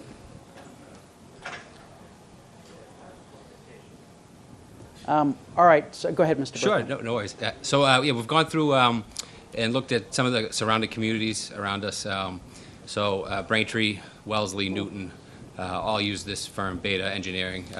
Beta Engineering has a long history in the town of Milton and has a lot of institutional knowledge about our traffic patterns and signal equipment, and has done multiple planning studies over the years. So they were selected to pursue a contract with. So basically, we're at that point where we're going to enter into a contract and be able to assign them task orders to look at specific items. Just for example, the Traffic Commission met last week, and there were 3 recommendations that came out of that meeting to advance design and look into specific items further. So now that we have this resource, we can get to work on that. Thank you, Mr. Berkeley. Comments or questions on the contract for traffic engineering consulting services? Mr. Chair, Mr. Wells. I'll make a motion to approve the contract with Beta Group for traffic engineering consulting services. I'll second. Motion's been made and seconded. Any further discussion? I will say this is big news. This is something that we've been trying to get for a number of years. We now have the resources for it. We have the service provided for it, and we can now try to get a handle on some of our traffic issues in town. So this is big news. This is important. This is something the Traffic Mitigation Committee wanted or suggested or recommended several years ago. So this is, I think, important and well done. And thank you, Mr. Berkeley, for shepherding this through. Thank you. And, I failed to mention that we also have construction funding to pair with this engineering services. So there's $100,000 in the FY24 budget that we can also get to work on. So this is a great opportunity to try right to now. improve traffic in town. Yeah, specific to traffic calming and traffic-related issues. Yes. Great. Fantastic. Any further discussion? All those in favor, Ms. Bradley? Yes. Ms. Musto? Yes. Mr. Wells? Absolutely. Mr. Zoll? Yes. Mr. Zulish, yes. Item 7, discussion approval bike master plan. This is Mr. Zawinski. Is Mr. Zawinski with us?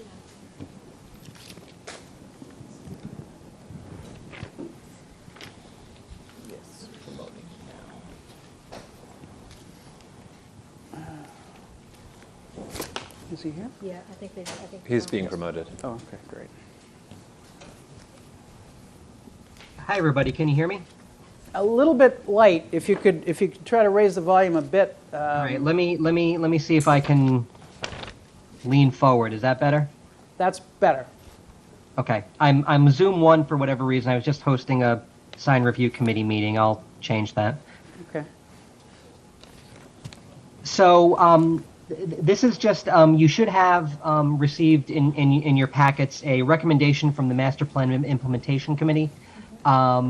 Recommending that the Select Board adopt and approve the Bicycle and Pedestrian Master Plan.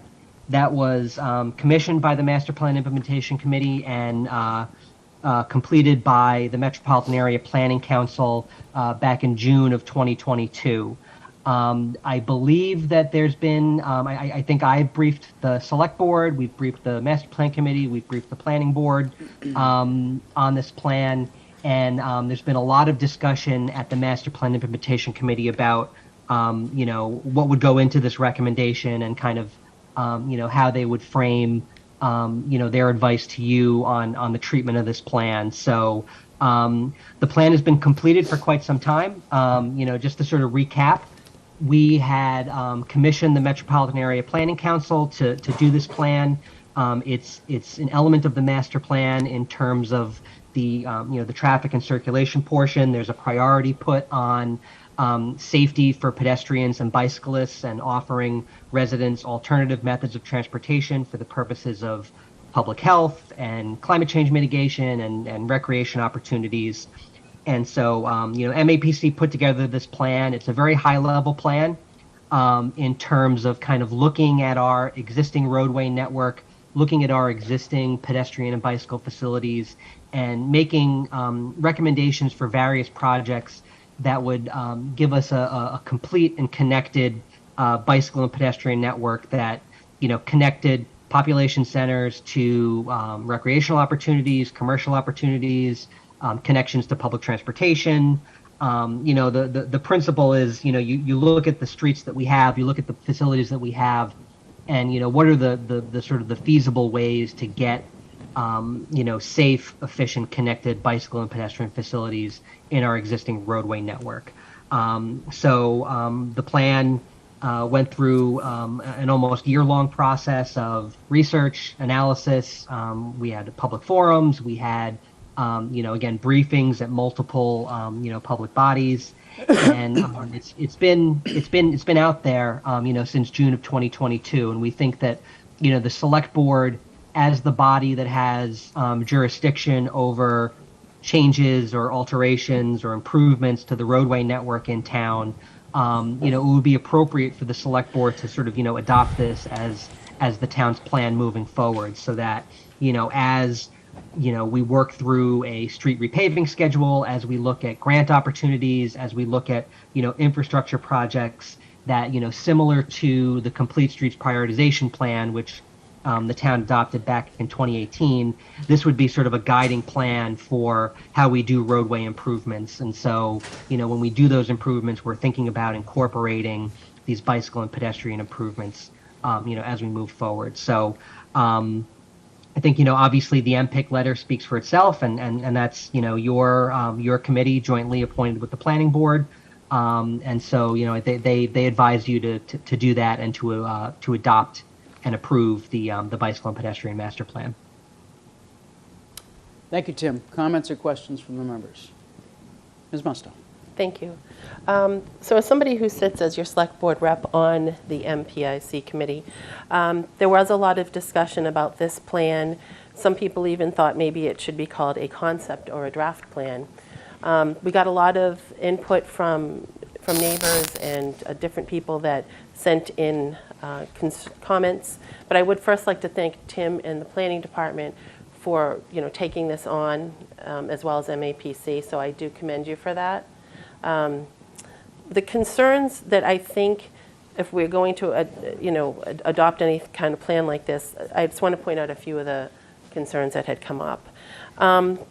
So some of the things were that somebody had said this is more of an aspirational kind of plan. It has a lot of ideas in it, and it would need to really be vetted with, with concerns with safety, neighborhood input, resident input. There are some parts of the plan that talk about really altering roadways that could affect traffic flow, safety-wise as well. So that, there are a lot of things in it. Some parts of the plan are pretty straightforward. Some are concepts that, would need more work. For some of the thoughts that people had mentioned were, where the bike, to put something like this through where bike paths are safe, where it's established that the changes won't negatively affect the flow of traffic, where it's established that the changes won't negatively impact the neighborhoods where the proposed changes would be taking place, and a rigorous public process regarding proposed changes where that has been vetted, and with the users of the roadways involved. There were things in it such as taking away lines in roads, or making some roads, adding lanes to roads, making certain roads one way, and all of these things would have to be properly looked at. We also have roadways where we have evacuation routes. We're an evacuation route through the town. We also have roadways that are heavily used by ambulances, fire trucks to get to locations. So I think that there's a lot of good in the plan, but there's a lot of it that why you see all these letters and concerns are that, I don't think that putting something like this on a shelf and saying we're going to do X, Y, and Z without any further input from the residents should happen. There are valid concerns, and all of the letters, we had requested that all of the letters that MPIC had received are in here, and I believe they are. So there's a various amount of letters. If you've had a chance to look through them, that would be helpful. So, thank you. Thank you, Ms. Musto. Other comments or questions? Mr. Zoll.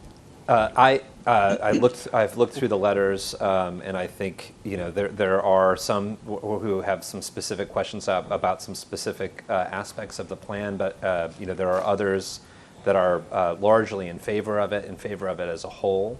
I think, just as we all agree that we need more affordable housing in town, I think we all agree that we need efforts in town to reduce the amount of cars on our road, to make the cars on our road drive in a safer fashion, to provide more opportunities for pedestrians, for bicyclists, rolling stock, I should say. I think that's a really great way to put it. Ride, roll, or walk. I think I'm really excited about this plan, and not just because it means that my street that my kids live on and who would love to be able to walk around, and doesn't have a sidewalk on Canton Ave, would now get a sidewalk if we were able to move some of these projects forward. But across the board, I think this is a really fantastic, positive direction for Milton to be moving in. I wholeheartedly support this plan. I'm excited about it, and I'm hoping that we'll start to see some of these changes put into place, because this is not the first time that we've really, as a town, kind of looked at some problem spots in our area and tried to identify some things that could be done about it. These are some really good specific suggestions. I'm certain, as Member Musto points out, that we're going to have public input on any projects that actually start to get funded and look like they might be able to put in place. But this is exactly, I think, the direction that so many members of the Milton community want us to move in. So I'm excited about it. Thank you, Mr. Chair. Ms. Bradley. Thank you, Mr. Chair. I believe that I've been talking about bicycle riding and the safety of it in our town since I got elected. I often say my son rides from Lower Mills to East Milton to spend their money on almost a weekly basis. I still get extremely nervous as he goes through East Milton. Even with the changes, it still makes me very nervous. But many of the roads that they're on, there are no sidewalks, there are no ways for them. He runs around with 5 or 6 kids, so they're all on their bikes and they're going from Pat's all the way up to Stella's. It's like all they do is eat, because they're 14-year-old boys. So I just want to say to all the folks that work on this, to Tim, to the MPIC, to everybody that gave their input, I am all in favor of this, and I am really looking forward to seeing our town become more accessible to not only our youth, but to those that live in our town with disabilities and don't have as easy a time to get around. So thank you for this effort. I applaud it. Other comments or questions? I have a question for, I think it's for Mr. Zawinski or perhaps Ms. Musto, and that is in the cover memo, it talks about getting input from the police and fire departments and the traffic commission, and that they all should be consulted for the input. Is the idea here that, similar to the master plan, we now have a bike and pedestrian master plan, that it needs to be implemented by some entity or some board or some committee? And if that's the case, who is it? Is it the Master Plan and Implementation Committee? Who owns this if we adopt this tonight? And Tim, it's either Tim or Roxanne. And Mr. Wells has his hand up, but let me just ask Tim for an answer to that question first, and then we'll go to Mr. Wells. So I would think, and there could be multiple answers to this question, but I do think that using as a kind of a principle the Complete Streets Prioritization Plan, which this bike plan cribs heavily off of, the concept of complete streets being, you want to sort of redesign streets so that all users, drivers, pedestrians, cyclists, have space where they can operate and travel safely. The complete streets policy that the town has is really such that if we're doing roadway work, we are looking at complete streets principles to implement on those roadways, where it's feasible. And so I think the principle behind the bike plan is, when those projects happen, when we repave Brook Road, for instance, we're looking at the complete streets plan, we're looking at the bicycle and pedestrian master plan and saying, what do these plans say for this street? What do we need to implement in terms of, bicycle and pedestrian facilities?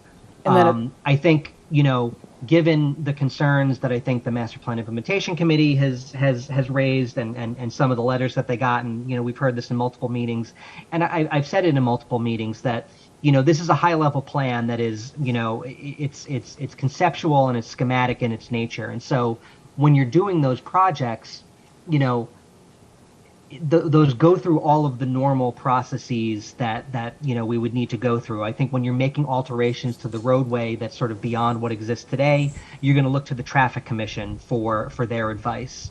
I think the Select Board, again, as the ultimate authority in terms of alterations to our to our roadways, could implement any sort of review process that it wanted to for a project. And I think there are a lot of instances where if there's a side street that we're painting bike lanes on, go nuts. But I think if you talk about a bigger project, we're putting a protected cycle track on Brook Road, that's something that warrants greater analysis, greater review, greater input, that the Select Board could at any moment kind of, decide this is how we want to approach this. We want to go to the Traffic Commission. We want to have a public hearing. We want to use the townwide traffic model to evaluate the impacts. We want to use some of our new budgetary resources for, traffic engineering services to evaluate, what this would mean for traffic and for neighborhood impacts.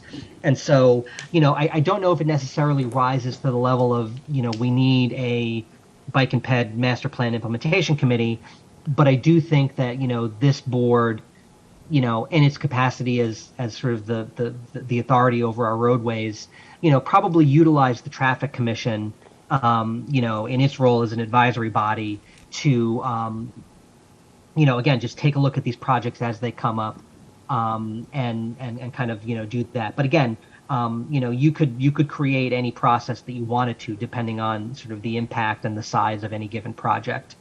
Thank you, Tim. Mr. Wells. Thank you, Mr. Chair. So Tim took a lot of what I was going to say, having chaired the Traffic Commission for 10 years, as he knows, and he sits on the Traffic Commission and sat on it previously when he served before. Those are our subject matter experts. Going back to your previous comments on the beta hiring, we've needed a traffic engineer for some time. Tim's correct in, there are places where you'll be able to do this, and to Ms. Musto's points, there are places where you aren't. Many of the roads in this town were developed for horses and wagons and don't have sidewalks, and by historical definition, they never will be able to have sidewalks. But we do have a congestion and a volume problem in this town, and I think that both the beta hiring and addressing this master plan bike program plan is probably a smart thing for us to do going forward. Just like the master plan did when it was first created and conceived, it was drawn upon by many different boards, sometimes us, sometimes the planning board, often the Traffic Commission, sometimes the town engineers, sometimes the traffic consultants for the town. So it's not perfect. Everyone who's commented tonight is correct. We're a beautiful community, and as I've said probably 1,000 times in my life, traffic is not an amenity of the town of Milton. Absolutely not, and never will be. So I think this can only help us going forward. So that's my comments on this. Thank you. Thank you, Mr. Wells. Other comments or questions? Or motions? Mr. Zoll. I'd like to move to approve the bicycle and pedestrian plan from MPIC. I'll second that. Motion's been made and seconded. Any further discussion? Ms. Musto. Yes, I just want to make sure that with that, we're going to have all of this packet with it, with the master plan, correct? This packet that with all the letters and all that will go with that bike plan. I believe this was provided by MPIC, right? So yes. This should go with it. Yeah, okay, should go with it. And so we'll make sure, Mr. Lozelle, that the master plan includes the cover memo and the attachments and all of that. So excellent. Thank you. All right. Motion's been made and seconded. Mr. Wells.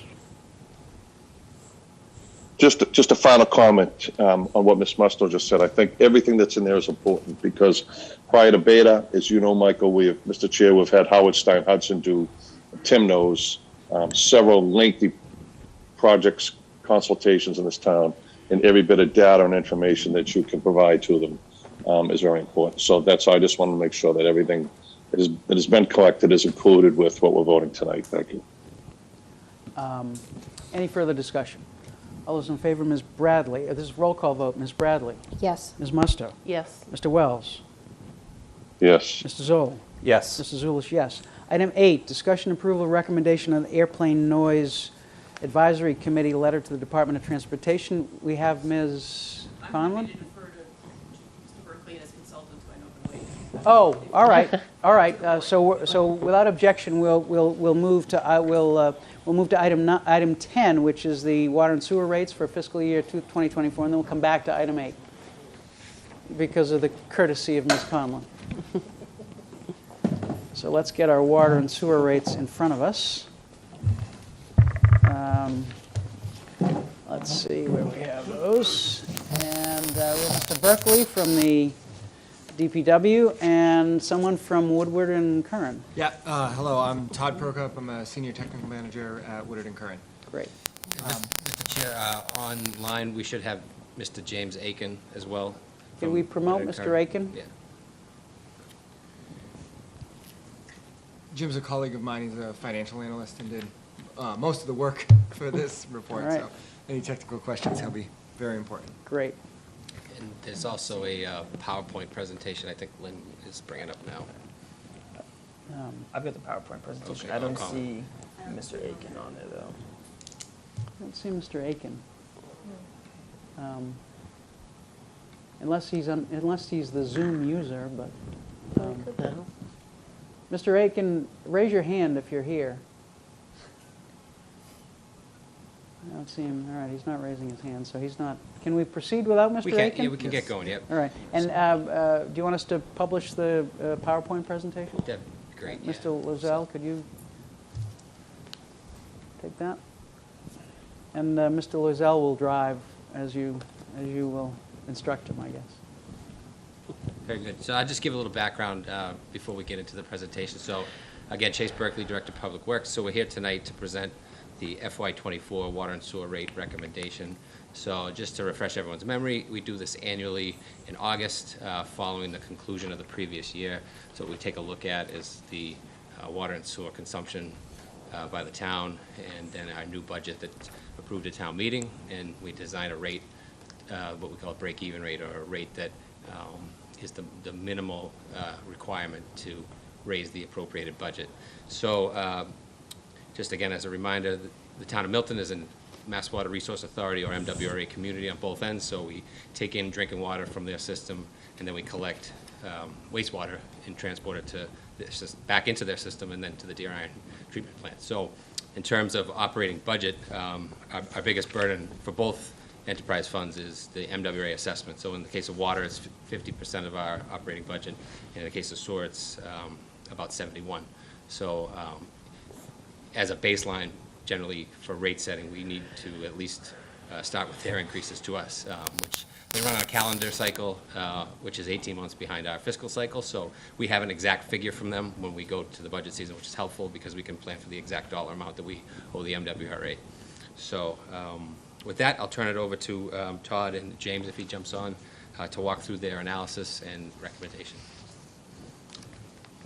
Beautiful. Yeah, thanks very much. So I think Actually, make sure you sorry. talk into the microphone so people can hear you.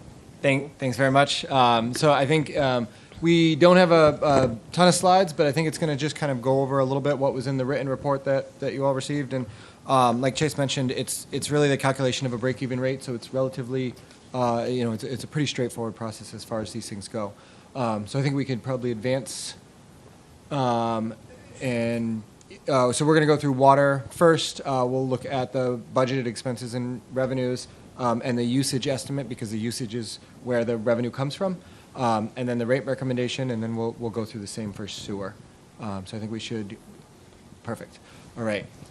So the slide, and again, most of this stuff is reproduced in the report that you should have had a chance to look at, or you can look at. But The slide shows the proposed water expenses, the estimated water expenses for the next fiscal year.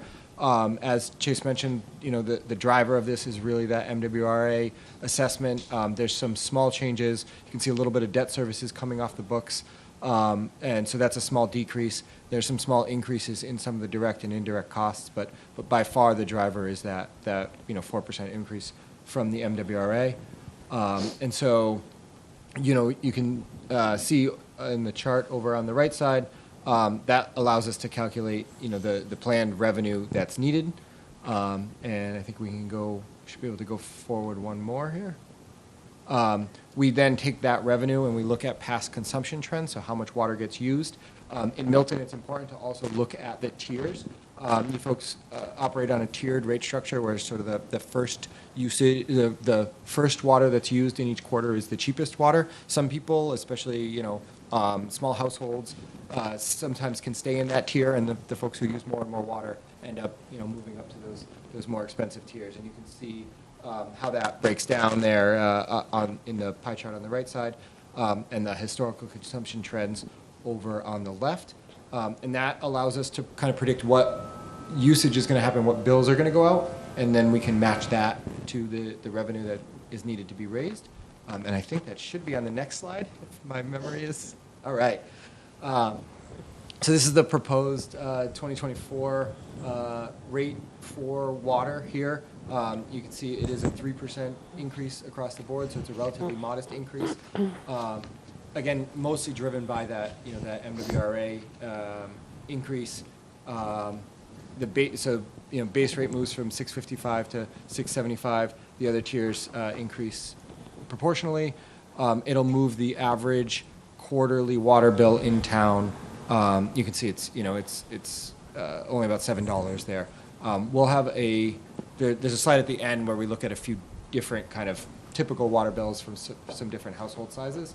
But obviously here on the water side, the increase is relatively modest. Just before we go on, Todd, Yes, sir. HCF is 100 cubic feet. Sorry, it's like the standard unit that the water meters use. But 100 cubic feet is 748 gallons. So that's probably a more reasonable, something you can better picture. So we're talking about $7 a quarter increase average, which would be $28 a year increase Yes. average. Yeah, on the water side. Thank you. I don't mean to interrupt it, just because the slide, it's tough to get back to the slide. Absolutely. So. No, it's a good question. If there's anything else on there that sometimes we get I don't know, wrapped up in the jargon a little bit. Anything else on the slide for any of the members? Okay, go ahead, sir. No, I think it's a good segue. I think we can kind of move on. We can go through those same calculations on the sewer side. So here, when we look at it, again, the same sort of process. You can see the MWRA assessment, unfortunately, is a little bit more. So it's going up 4.7%, so it's a little greater increase there. There is a small amount of debt service coming off the books, so that's a pretty modest decrease. And again, some small increases in direct and indirect costs. We can kind of punch all of that through and determine the amount of revenue that is needed to be raised to cover all those expenses. And that's shown over on the right. We can go to the next slide, and that'll show again, the sewer consumption trends. One thing I want to point out here, because this is a major driver of the increase that we're about to see, is the sewer consumption, especially in the higher tiers, has been trending down. It isn't a trend that we've seen on the water side as much, but what that means is that those highest tiers where you raise the most revenue, unfortunately, I mean, it's fortunate and unfortunate. You're sending less to MWRA, which is nice, but it also means that you're raising a little bit less revenue because the sort of most expensive gallons are what's being eliminated, unfortunately. And so that is a trend that we've noticed over the last few years, causing just and so we need to kind of make up for that when we look at the revenues. So with that in mind, we can go to the next slide here. And again, because of that MWRA assessment and the historic reduction in the revenue in the higher tiers, this is a little bit larger of an increase, obviously, when we look at the sewer rates. So that base rate going from 731 to 812, and that the average bill there you can see going up by about $40 a quarter. Any comments or questions on this slide? I think we got one more that shows. Yeah. So if we go forward one more slide, I think we should be able to just see some numbers that. And so the average bill is one thing, but this kind of chart kind of allows you to see the increases for some different kind of typical families or households you may have in Milton. You can see that the case one is sort of the base user. That's the people who stay all in that lower tier. Often people who live alone or elderly, things like that.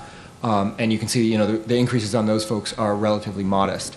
The kind of blue column in the middle there is what MWRA publishes as like their average family of four. So again, we can kind of look at that as what the quarterly household increase is going to be. Those increases that adds water and sewer together. That's water and sewer together. It is, yeah. So it's $48.59 a quarter? Yes, sir. Yep. Yeah, that's the combined rate change on this. And that's why you see the percent change is, in the 7 to 8 range there. It's that's a combination of the 3% water and the 11% sewer. Yep. Obviously, it hits some people a little different just based on what tiers they're in and such. So that made me even more confused. May I ask a question? Yeah, please. Sorry. It's okay. So on the left-hand side, you've got existing FY23 and then recommended FY24, and that's an increase of, it's not $40.50, so it would be an increase of minimal, like, what's that, $1.60 or something? So you're adding that to the 48? Like, I'm trying to figure out what the total is that somebody would be paying extra. It would only be the $6.07? Column 1. Case 1. In case 1, yeah. Again, case 1's it's someone who stays in that first tier, so a very small water user. Okay. So that's an annual number, that's not a quarterly number? So the numbers, if you see the... Oh, it is quarterly. Yeah, it is quarterly. So total quarterly, geez Louise. with the existing water rates, their bill right now would be about $83. With the proposed water and sewer rates, their bill would go to $89. That's the $6 difference. Okay. And the T at the top, that shows which tier they're consuming in. So there's like the T. Yeah, it's their T1, T2, and then case 5 you get to T3. Yeah, So it's their marginal point, tier. It's drawing on to where T3. their last gallon gets billed. Where their last gallon gets Yeah. billed. Okay, thank you. Do you have more presentation? Do we have more comments? This is the last This is the last slide. All right. Comments or questions? I can't see. Oh, okay. I can't see. Mr. Zoll. So I'm curious. I think a lot of us would know if we wanted to reduce our water usage, how to do it. Shorter showers, more efficient usage of appliances. How does one reduce their sewer? Because you said that there is a reduction in sewer, and I'm curious about that because my assumption would be, I don't know. It's hard to reduce the sewer. So sewer billings is based on the water meter reading also. It's the same figure that comes off the water meter because there's no practical way to measure sewage in every house. Okay. So we use the water meter readings and apply that rate to the same amount of consumption. So the difference is particularly in Milton, we're primarily residential. We do a lot of irrigating. So there's a lot of accounts that are just for water billing only, that are for dedicated irrigation systems, sprinklers in your yards, outside use of the home. So that generates more revenue on the water side, which is why the rates don't need to be as high. And then that rate. Sorry if I may with a follow-up. So that then wouldn't be added to the sewer. So you're working on two separate water meters. Yes, you can think of it as two separate things. Okay, yeah. I got it. So if you're improving the water efficiency in your house, you're also improving your sewage export, essentially. Yes. Okay. Yes, you are. Yeah, for every 7-gallon toilet that gets switched out for 1 gallon, that comes off both sides. Yep. That's great. Ms. Bradley. Thank you. Every year I ask the same question. So I have a sprinkler system that I don't use, and I still get charged $40 quarterly, roughly 36. I think it went up to 36. Would I have to remove the meter to get this? I mean, what does somebody do if they bought a house that they knew had 2 sprinklers in it, or 2 systems, but doesn't want to pay the $120 annually? Like, what can we do? Yeah, so you think can you're just allowed to remove do the the plumbing work to remove it and deactivate the account. Yeah. So, but the meter would have to be removed Yes. before it's deactivated? Yeah, as long as the meter's in place and it's an active account, you get that minimum bill because It's associated with the administration of, reading the meters and sending out the bills. But if you eliminated the account, that would get rid of that for you. Yep. And who do we contact for that, Chase? That's just the DPW Water Department, yep. Okay, cool, thanks. Ms. Musto. Thank you. Chase, could you tell us how the rates this year, percentage-wise from MWRA, how that compares to last year's increases? And what do we typically see, maybe over 5 years, if you have that information or an idea of like how much do they typically go up a year? I'm sure they never go down, so. Right, so the Percentage. MWRA Advisory Board, which is a group that's in place to keep the MWRA's rates in check, basically, has a goal of their overall rate setting process, and it's 2.5% overall. It wasn't always that low, but they've kind of got to that point where they're able to do that now. But in between the individual communities, that number can fluctuate greatly. So on the water side, we're paying exactly what water was metered into Milton. So that figure is based on just how much we take in from them. The sewer side is a much more complicated rate calculation. It's based on the population, the peak flow that we generate into their system during a rain event, and some other factors, and they use some multi-year averages. So the wastewater rate is not as clear-cut as what did you use last year. There's a lot more that goes into that. So as far as like how did we do this year as compared to last, so last FY23 MWRA rate increases were both in the 3% range. So they've come up from that. The town's water and sewer rates for the past 3 years have been very modest, 2 and 1% increases. I think what we're seeing here is a little bit of catch up with the economy in the state it's in, and those utility costs and all their operating costs are finally passing through into those assessments. So this, and at the same time we're selling less sewer volume, so we have to make up that difference. So Yeah, please. if you had a crystal ball looking ahead to next year, any ideas what we might be looking at? Yeah, I mean, so the big driver is weather, right? Yeah. So we've had a pretty wet July, and the last Yeah. time we had a wet July, it did impact us. Again, it's 1 month out of 12, so we'll have to see what the rest of the year does. And that's the difficult part about our rate setting process, is that the seasonal effect can be very dramatic. And if we have a very dry year like we did last July, which was a drought condition, the irrigation sales really do well. And a lot of those are at that top tier 4 rate, and we tend to generate surplus when that happens. Okay, thank you. Yep. Other comments or questions? Or motions?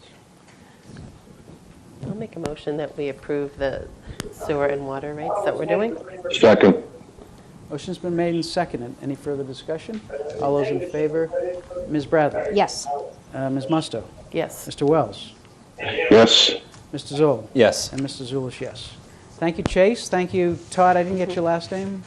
Prokop. Thank you, Todd. Everybody. Appreciate Thank it. you. Appreciate Thank all you. your And, special thanks to Mrs. Conlon. Yes, Thank absolutely. you. Speaking of Ms. Conlon, let's go back to item 8, which is discussion approval of recommendations of the Air Quality Noise Advisory Committee with respect to a letter to the Department of Transportation regarding the advanced air mobility. Ms. Conlon. Thank you. Good evening, members of the board and the new Assistant Town Administrator. Welcome. Thank you. Congratulations. And Mr. Napoli. So what we've submitted to you, and I should say, so Katie Conlon, Chair of the Airplane Noise Advisory Committee, we were posted for a joint meeting, but the other members of the committee were not able to join us tonight, so it's just me. And More than enough, Ms. Conlon, more than enough. well, we've worked on a draft that we talked about the last time Mr. Hart and I were at your meeting, I think it was about a month ago. This is a comment letter addressed to the U.S. Department of Transportation. There's a comment deadline of August 16th, which is the extended date. And as you know from the last meeting, the Department of Transportation is, well, stepping back, there was a federal law that was enacted last year, and as a result, the Department of Transportation was charged with putting together a working group to focus on and plan for advanced air mobility, which would be it's all emerging technology. None of it is in operation now. Some of it is still in the design stage. So what we're talking about is really something that is emerging, and as a result, the comment letter is pretty general because we don't know what the universe of issues will be.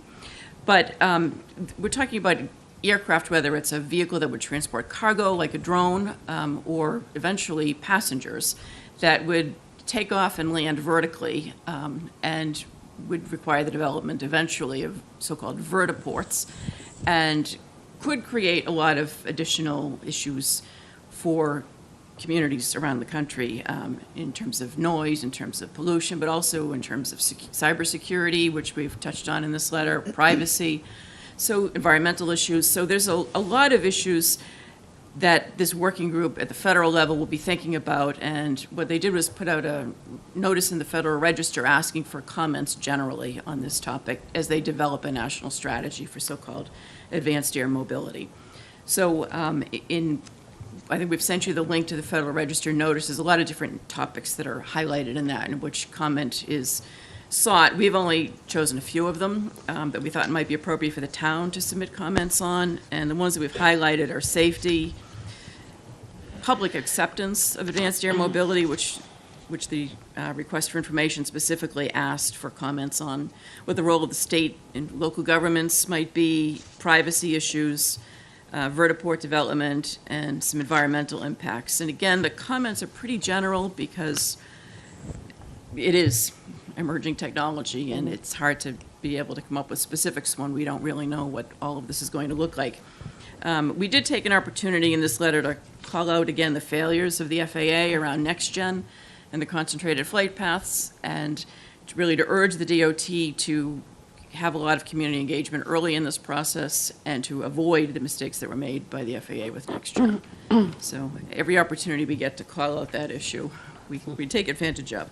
So this is a proposed draft for the Select Board to consider submitting. And again, the deadline would be the 16th. Thank you, Ms. Conlon. Comments or questions from the members? Ms. Musto. Thank you. I was going to say I thought the letter was very well done, and I liked the fact that you had consulted with some people, including someone who's local in town who does a lot of drone work and does great work at that. So I think that's really great that you utilized some local people that do this every day. Thank some you. Of the info. And Ms. Mustard, to that point, I should have mentioned, I want to thank Chief John King from the police department and also two Milton residents whom I contacted on behalf of the committee and then reported back what they advised me, and those two residents were Frank Schroth and Juan Navarro. Frank was a former editor of a drone publication. He put me in touch with Juan Navarro, who has the photography in aerial video and photography business. Sometimes some of his work has been shown on Facebook, and it's quite good, and he's a licensed drone operator and was able to give me a lot of helpful background information that I turned over to the committee. And and Mr. Hart on our committee has a lot of experience in the privacy and cybersecurity area, so he gave us some helpful comments. This letter has also been reviewed by Karis North of the Town Council's office, so it's had a fair amount of input. Other comments or questions? I'm ready to make a motion, Mr. Chair. I'll make a motion to approve the letter as presented by Ms. Conlon, Chair of the Airplane Noise Advisory Committee. I'll second that. Motion has been made and seconded. Any further discussion? All those in favor, Ms. Bradley? Yes. Ms. Mustow? Yes. Mr. Wells? Yes. Mr. Zoll? Yes. And Mr. Zulish, yes. Thank you, Ms. Conlon. Thank you very and much. Thank you for Thank you. your courtesy to Mr. Berkeley and Mr. Prokop. Thank you. Thank all. you. Have a good night. You too. Item 9 is letter to the MBTA Board of Directors regarding classification of and fares on the MBTA high-speed line. So let me tee this one up just in terms of process. As directed by the board, Ms. Hall, the chair of the planning board, myself, Mr. Milano, and Mr. Zawinski set out to put together a draft letter on this issue to send to the MBTA. We worked on it. We circulated a draft to the board and as part of the packets. And the draft that we came up with was, as I think all of the members saw and is public record, was agreeable to Ms. Hall and certainly was agreeable to myself, to me as well. and Mr. Milano had input, and we had the opportunity for Mr. Zawinski to provide input as well.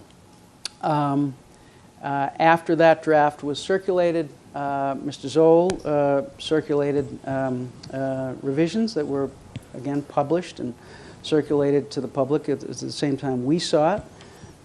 And I will say, just as an initial matter, I've reviewed the suggested revisions that Mr. Zoll made, and in my view, there's no material change to the ask.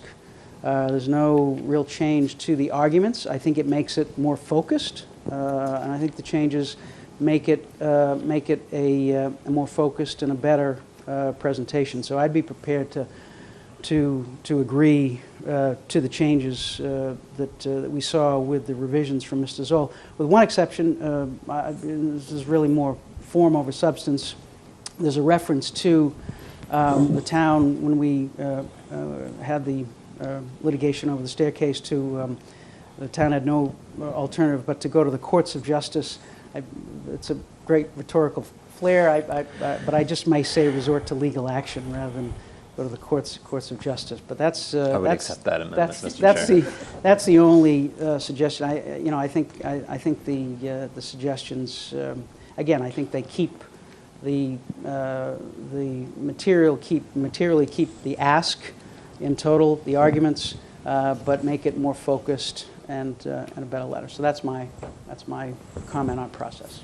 Comments or questions? Ms. Musto. Sure.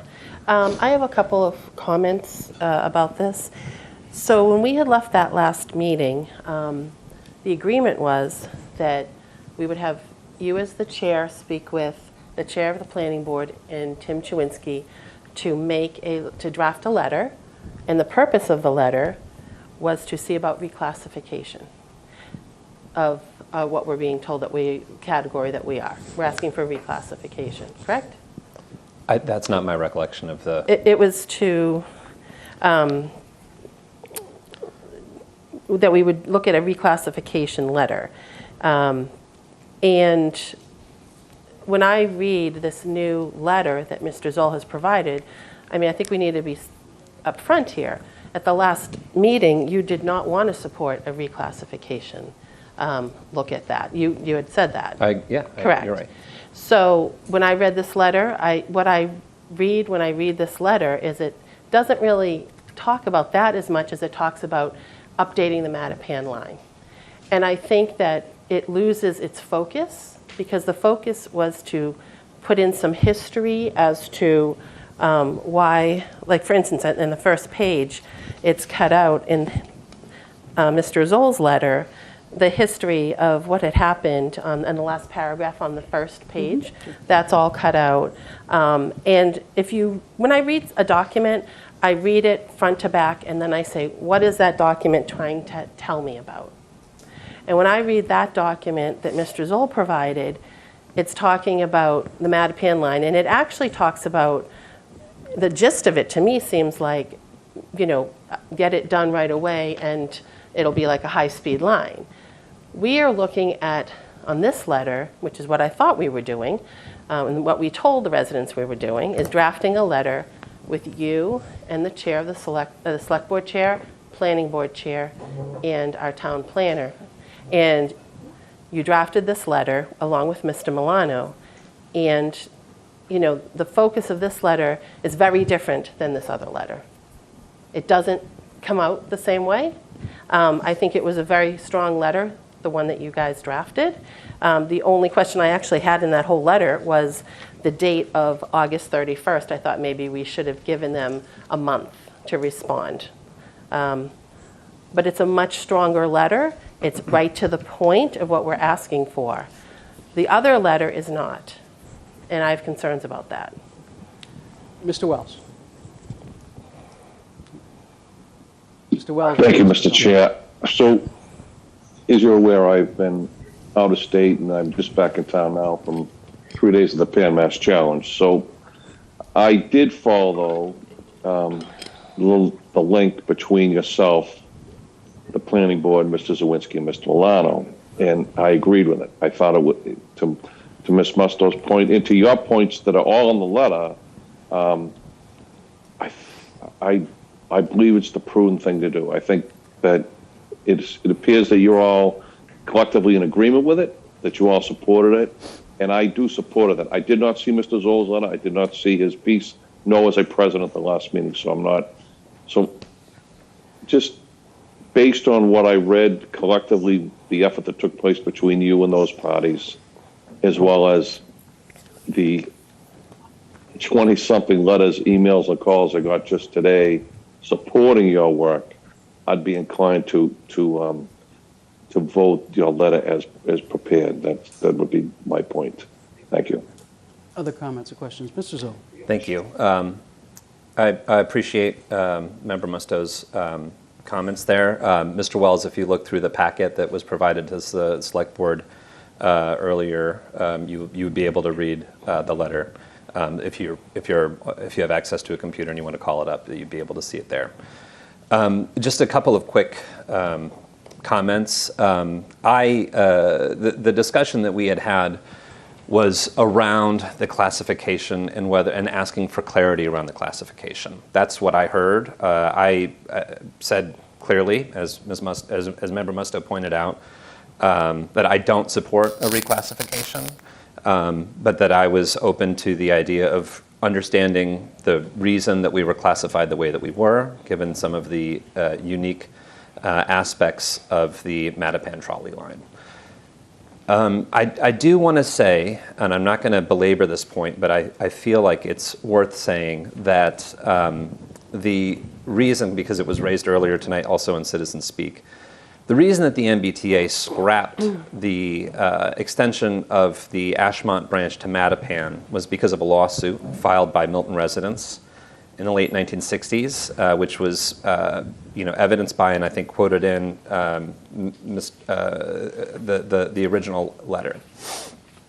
Anyone who wants to talk about infrastructure decisions, housing decisions that were made in this region in the 1960s and the 1970s that doesn't acknowledge the systemic racism that went into those decisions that backed the actions of communities, and I don't limit these comments to Milton. I think that this is a general statement that can be applied to all suburbs, is fooling themselves to thinking that because we were able to successfully, quote unquote, block the extension of Ashmont to Mattapan, therefore we should reap the rewards of that by reclassifying our own neighborhood, I think is ignoring history and doing a disservice to Milton. And I think, as we also heard in comments earlier, this is our opportunity to lead. So I am in favor of having a letter that asks the MBTA to provide a formal explanation for its classification. I think that that's a legitimate question.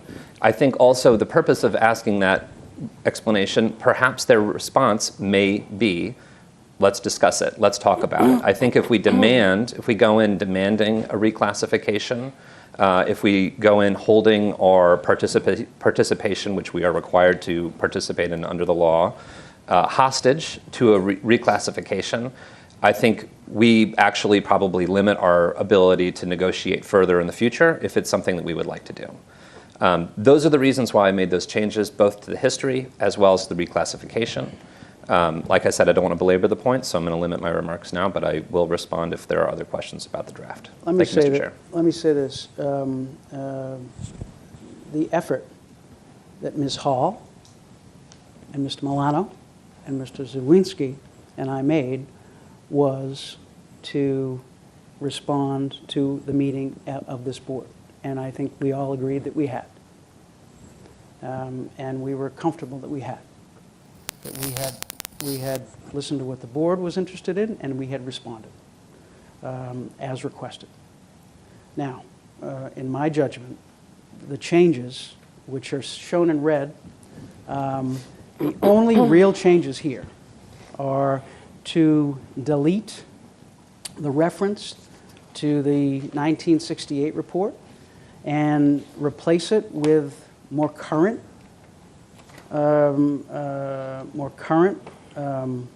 actions by the MBTA, including just this summer. I view that as a positive. There are it would, for the MBTA to, for us to rely, although that's what we had, but I think we have more now, for us to rely on a 55-year-old report for what the MBTA said is not, in my judgment, the strongest case. That's why I was persuaded by the more recent arguments or the more recent references being better. I don't think they change it in substance. They don't change the ask. They don't change the arguments. The arguments are the same as the four of us agreed to. Exactly what they were, the three arguments. So in my judgment, there's not a substance. And then the only other change, and again, I think it's a positive change, and that is we had a reference to lowering fares. There is an argument that the passengers on the Mattapan line should not pay the same as on the Green Line, right? Because they have to take a two-seat ride in, and the infrastructure is not nearly as good. However, those on the Mattapan line don't pay, and so it would be logistically cumbersome and difficult, it seems to me, to make that request. Although I don't know that it's necessarily unjustified. It's probably cleaner not to include it. So, in my judgment, those are the only two things, and I think the point is we were asked to request that the MBTA look at this, and that's what this letter does, and it points out the distinctions and the primary three distinctions that Ms. Hall and Mr. Zawinski and Mr. Milano and I wrote, the primary three distinctions between the rapid transit lines and the Mattapan trolley line. So, in my view, we get to the same place, and if we can have a consensus on something that gets to the same place with a few tweaks, then I think that's a positive thing. Mr. Zoll and then Mr. Wells. I neglected, thank you, Mr. Chair, I neglected, I do think Member Musto's point about maybe changing the inquiry response date is a good one, and I would like to, maybe we would propose to get a response back. Let me just look at the calendar real quick. September 8th would be a nice even, because it'd be a month from now. It's a Friday, so it's a work day, and it would give at least a couple of days in September as well for a response. Mr. Wells. Just one question, Mr. Chair. Did you advise the parties you worked on this with that you were going to do this? Do they have any idea that you were going to make this change? That I was going to do what, Richard? That you're going to include Mr. Zoll's changes into this? I didn't include Mr. Zoll's changes. Mr. Zoll made some red line revisions, and those were circulated to the public and to us. And Mr. I'm just telling the board what my view of those changes are. So I just want to clarify, I didn't send them to the chair either. I sent them to Nick and to Tim, and I think you got them too. Yes, that's it. And then they were published to the town and circulated to us at the same time. So I didn't see anything before anyone else. I'm just telling you what I think of them. I think I'm just asking the question. That's all. Yeah. I'm like. Yeah. No. I mean, that's a fair question. Yeah. No. It's a fair question, Richard. Totally fair. In terms of process, totally fair. Ms. Musto. Thank you. I would like to see if you could bring up the letter on the screen so that residents can see what this letter draft is and where the changes are, so people can see what we're discussing. It's also on the I know it's in the packet, yeah, but I'm thinking for people that are watching maybe on TV that might not have access to the computer right now. Sure. I think that we should put that up there. And maybe you can walk through, Mike, some of these changes line by line for us a little bit. Well, they're Mr. Zoll's. I'm happy to walk through them a little bit if that's helpful. So I think we already addressed the first one. I think, as Mr. Zula said, I feel like it's a lot more powerful to use current examples of MBTA neglect of the Mattapan line than it is to drag up history, relatively ancient history. I won't say that ancient because I know a lot of friends with people who were around for that. But I think the example, particularly as the chair reported in his meeting with the MBTA Advisory Board, where the Undersecretary of Transportation was unable to respond to a question about the timeline because she wasn't briefed on the project. I think that is a serious statement about this, the level of information at the highest levels. And I looked this up also, and I don't want to throw her under the bus, Ms. Tibbetts-Nutt, but she had also served on the MBTA board for several years, so it certainly seemed like she would be somebody who should have been informed about it. And the fact that she wasn't, it's not necessarily reflective of her, but I think the overall awareness within the MBTA of the Mattapan line, that's why I made those changes there. Could I just add that? Please. That was in the letter. It was just in a footnote, and now it's in the third paragraph. Yes, thank you. I did pull. That's the deleted footnote that's later down. And then going down to, I'm on, yes, as mentioned above, leaders do not see, so that we already addressed. So if we go to the next changes, can I actually drive on your computer? Might be easier. So then, again, this is as mentioned above. Did I lose my microphone here? And then I think that this was just the in current state, I think, was just a reference to the fact that it may change in the future based on the master plan, but it may not. But it's currently, we wanted to recognize that. So I said the deleted footnote was inserted above. I again removed the reference to the 1968 document, as we've already discussed. I think going down here further, I removed the fair. In addition to what Mr. Zula said about the fair, I think the numbers that we've seen from the MBTA and most people, I think, in their experience, something like 97% of riders on the Mattapan trolley go on to ride the Ashmont Red Line, and if they paid a lower rate for the Mattapan trolley and then transferred on to the Ashmont, there's a lot of questions about how would they then get that transfer. Would they have to stop again? Would add another step in the process of transferring. A transfer, which I would say anybody who's ever transferred at Downtown Crossing is familiar with a transfer that involves stairs. It's not terribly onerous, but certainly asking folks to stop and pay more money would be onerous. And here, we continue to believe the MBTA must rectify, I think just making that stronger. And I think this is the point. It's restoring the proper classification. It's nothing that's restored, right? There's a classification that's in place already. There wasn't a previous classification in place per the MBTA Communities Act. So I struck that line, and I said again the purpose of this letter. So re-emphasizing, request a full explanation of the classification. I think this is going to give us important information. This is, I think, what the original intent of this letter was to get that. And I believe strongly that sort of holding our willingness to work on the MBTA Communities Act hostage to the response of this is not helpful. I think it undercuts us in our own negotiations. So that was a quick run through of the red line, and I'm happy to answer any questions. Ms. Musto. Thank you. A couple of things. I think that the history is relevant because it speaks to what they've done before and what they've classified us as before. I think we should be getting treated fairly and equitable. Nobody's saying that we're not going to continue with the process of looking at what our obligation is. That's not what we're saying here. But I think it's a very different message. It almost seems like the letter, the way that it's phrased in your letter, is more talking about when is the timeline for the Mattapan line extension? And for any of us that were on that call, which I was, and I believe you might have, I don't know if you were on that as well. Yeah. They were only at 15% design, and who knows when that'll be. There was a gentleman actually from Mattapan who was on there and was commenting that he's been going to these meetings for 5 years. Yeah, and he's sort of fed up, right?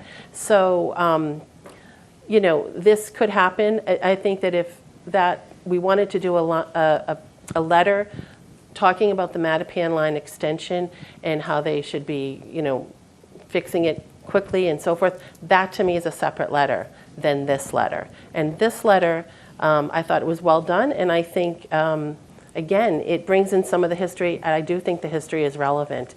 And I'm concerned that we are I feel like this letter is a very different kind of a letter than this letter, just the way that it's structured, the comments that are made in it. You come out with a little bit of a different, after you read it, sort of like if you read two books, right? Two different books that are supposed to have the same subject matter, and then you read it and you're like, wait a second, this book really said this, and this book really said that. I think that's what's happening here with this letter, unfortunately, and I'm concerned because, also, Mr. Chair, you sat with, two other people to draft this letter, and this is a very different letter. I disagree with you. I think, respectfully, I think it's a very different letter when you read it, and I'm concerned about that because it doesn't come off the same way as the letter that you all prepared. And I think if the three of you had concerns about the way this letter was structured, like even coming to this meeting today, you could have said, we drafted this letter and afterwards I thought maybe we should do X, Y, and Z.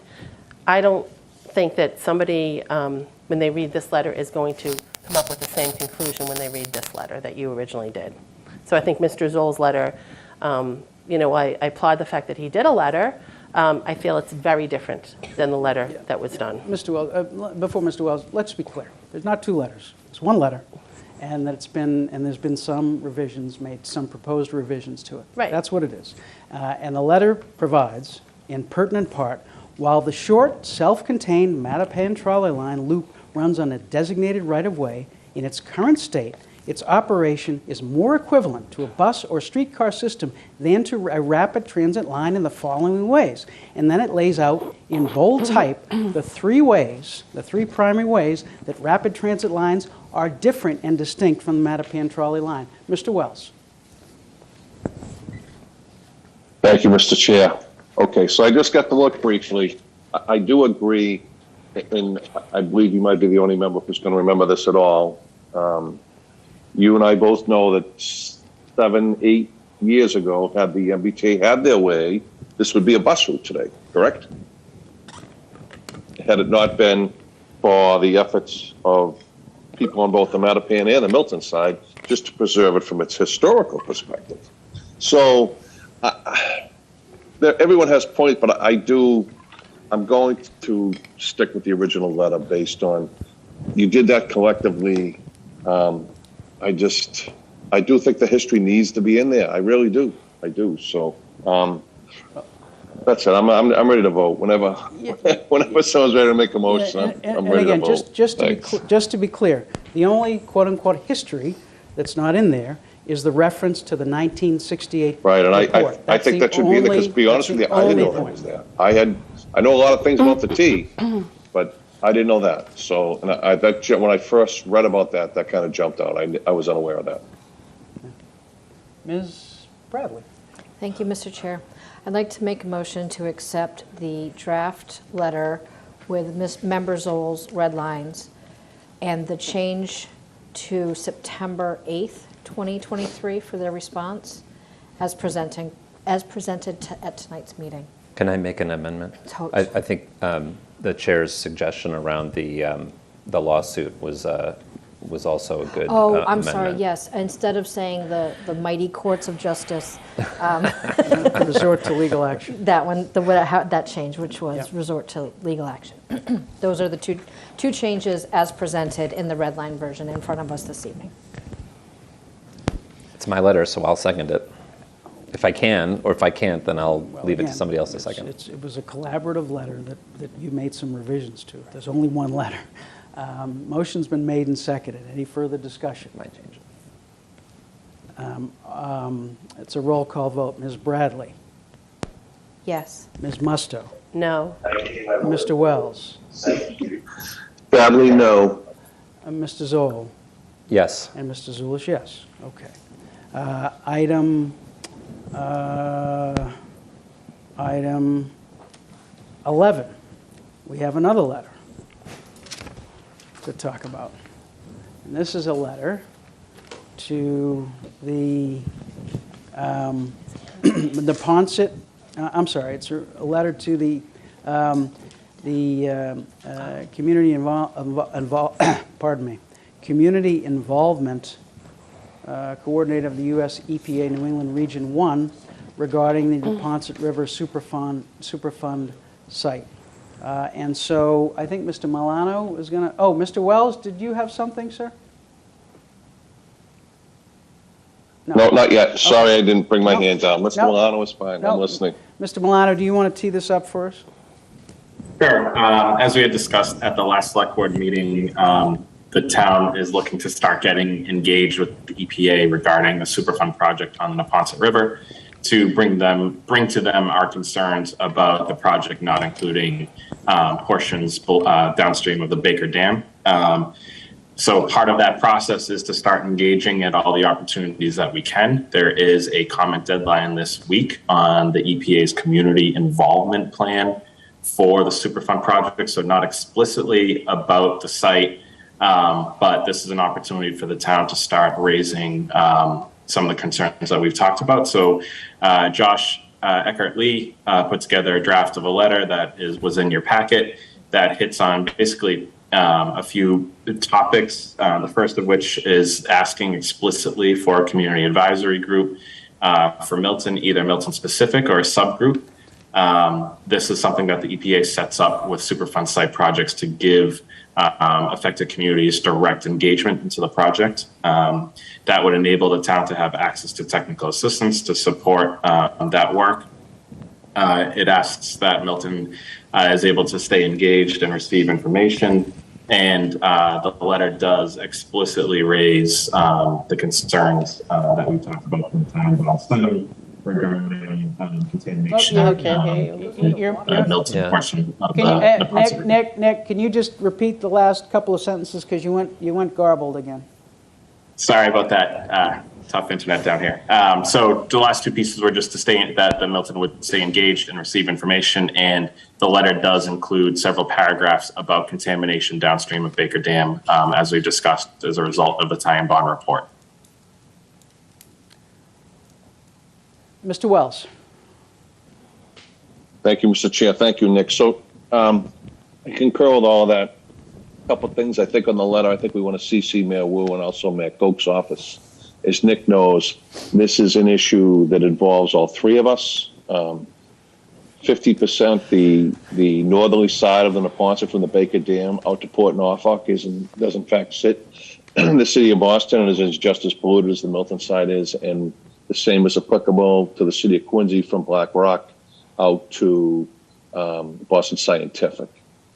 This is really a critical, when you talk about Beta being big, this is really a critical aspect, because I don't think anyone, including us, could have ever envisioned when the EPA first came before us to tell us about the pollution on the freshwater side of the Neponset, and that it had been placed on the EPA Superfund list, that the saltwater side, from Baker Dam out, as a result of the pollutants that were put in on the freshwater side, have washed and polluted the saltwater side, include all of Milton Landing, all out underneath Granite Ave, Adams Street, all of that, just as much as the freshwater side is.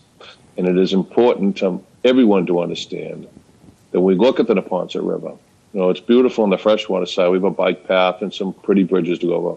But from an environmental aspect, and that's to include the annual run of fish, striped bass, the herring, the livelihood of the American eagles that live, and as well as all the other aspects that live in that river now today, is critical to its preservation of this true jewel of Milton, as those who use it understand it. And I'm not even getting into the recreational uses. So I think it's important that we include both Boston and Quincy, copy them both.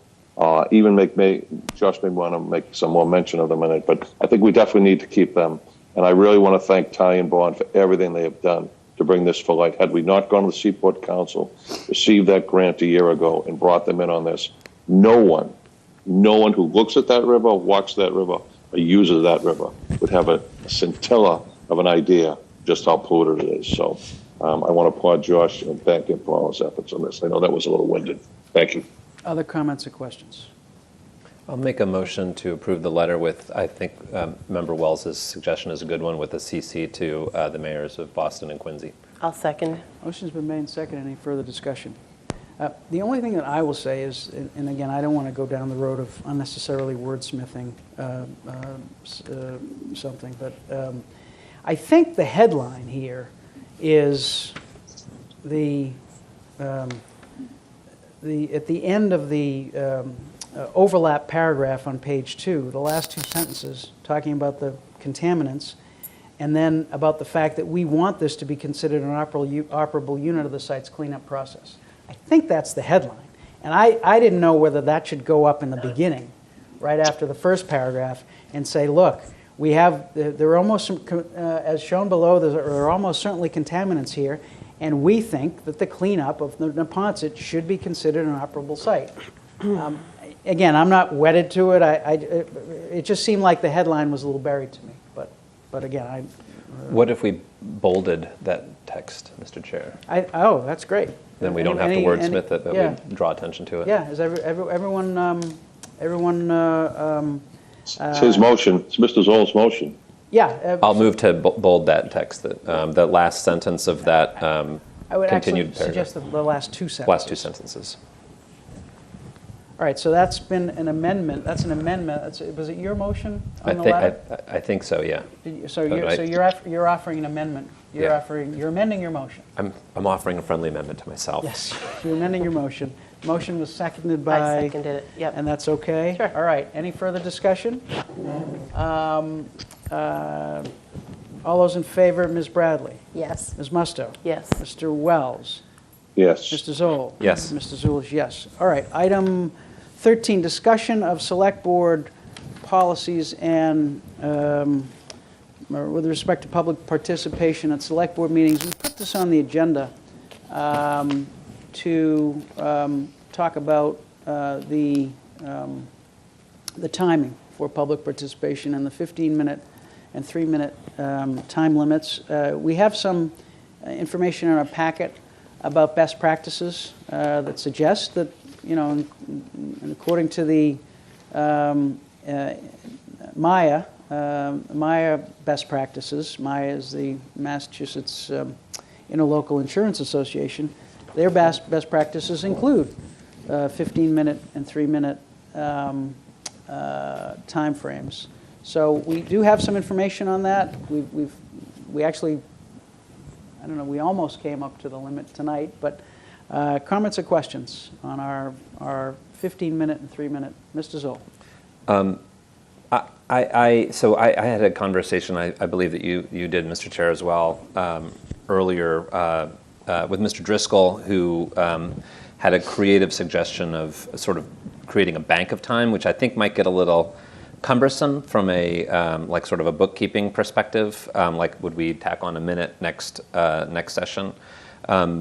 Keeping in mind that we are thinking about increments of 3 minutes per speaker, I think if we could consider raising it, I think, to 18 or 21 minutes. I think 21 minutes isn't that long. I think, as we heard tonight, even though we had a full house, we didn't have that many speakers. I think if we have enough folks who are willing to line up, 21 minutes would allow for 7 speakers. That's a pretty good amount of participation. So I would be open to, knowing that the best practice is maybe 15 minutes, I think maybe allowing for 2 more speakers per session wouldn't be onerous. So that would be my suggestion, but I'm not making a motion yet because I think we should have a discussion about it. Other comments or questions? Mrs. Musto. Thank you. So we were all elected to represent the people, and I think we need to hear from people in the community. Some places they would, for citizens speak, they would have people that want to come to speak on something that is not a specific agenda item. So they'd come for whatever reason they wanted to come.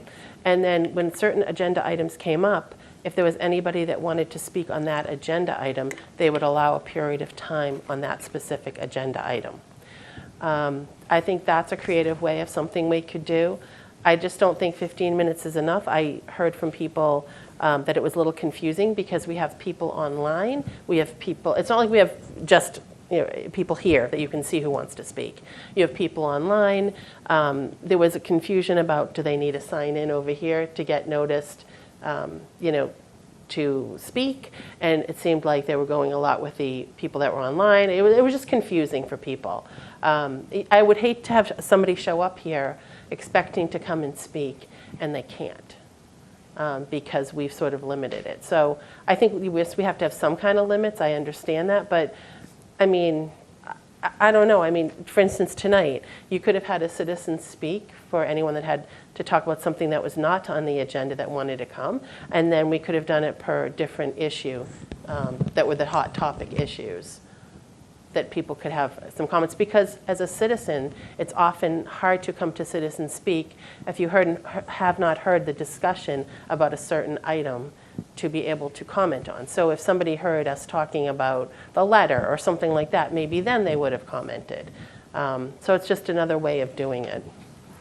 Other comments or questions? Mr. Zoll. I'm sorry, Mr. Wells. Mr. Wells.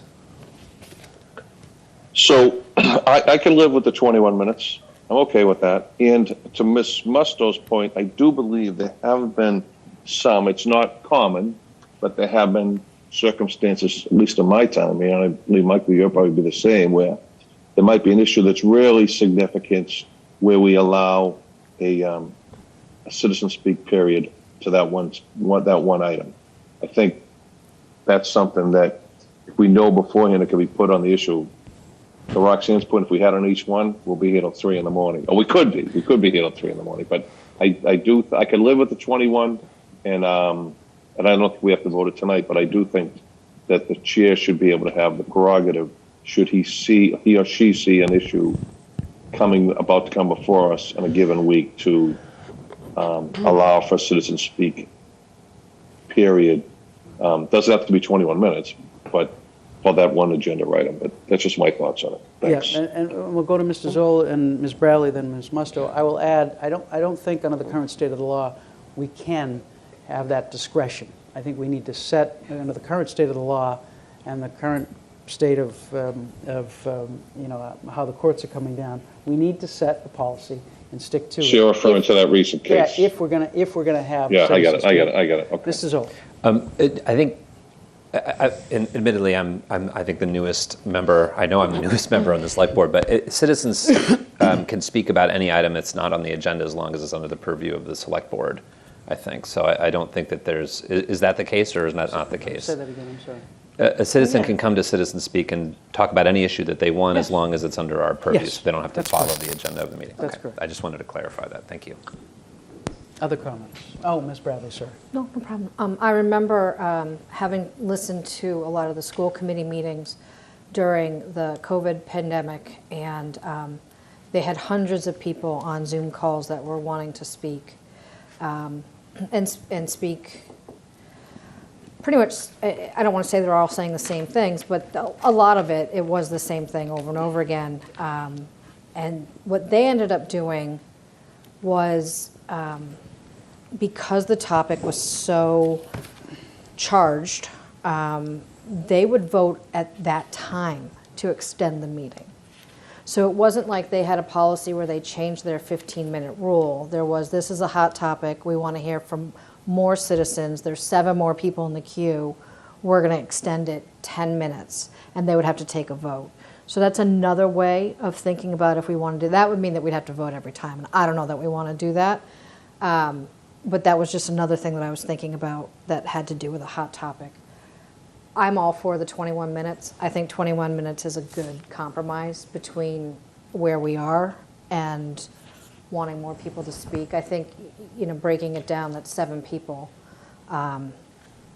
If there's more, I read all the emails, and I'm sure all y'all do too, that come to us from the citizens. I read them all. I don't answer them all.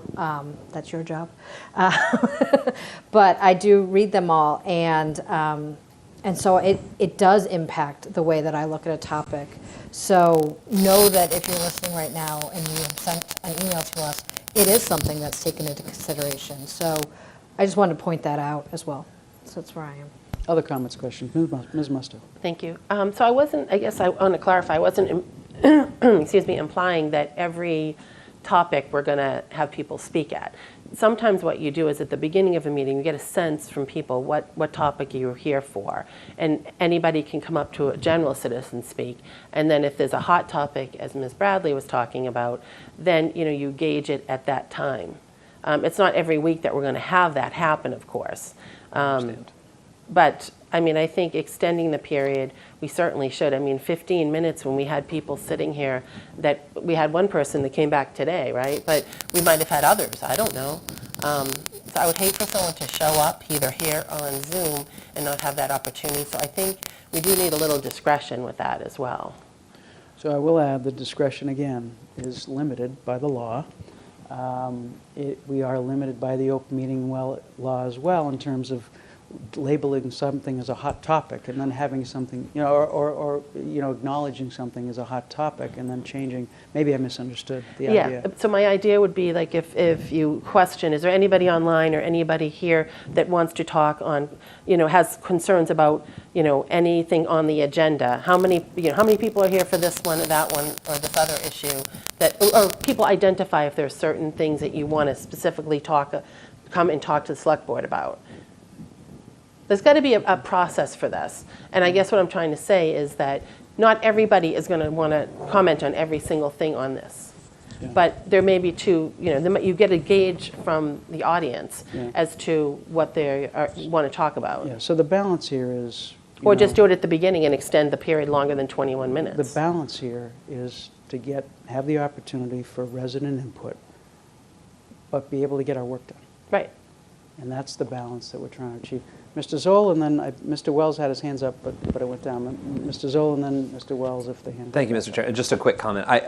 We actually had a group of citizens at Citizen Speak tonight who I thought sort of demonstrated a great effectiveness, which was, there was, I think, 5 of them in total. They had sort of appointed one, different folks, but one person to speak, but had several people standing behind them. So I feel like that it could be an instruction that we give verbally to, if you know that there's a couple of people here who have the same opinion that you do, because I think to Member Bradley's point, we don't necessarily need to sit here and hear the same argument made by 20 different folks.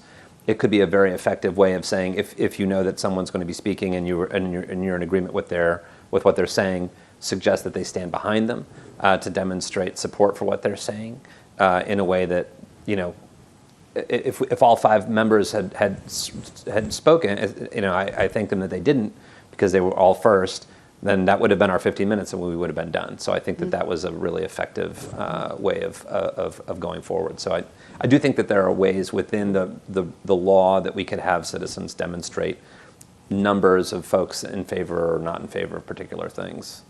Okay. Other comments or motions? So I'd like to make a motion that we amend our public participation. Is this a bylaw or what is it? It's our policy. Our public participation policy to set number 1 to say the length of public comment shall not exceed 21, and then the number 21 in parentheses minutes. I'll second that. Motion's been made and seconded. Any further discussion? All those in favor, Ms. Bradley? Yes. Ms. Musto? Yes, although I wish it should be longer, but... Mr. Wells? Yes. Mr. Zoll? Yes. And Mr. Zulish, yes. Item 14, request for written quotations for fiber to the home master plan services. So what the Municipal Broadband Committee has presented to you is a request for quotations to get a consultant to assist drafting a fiber to the home service plan.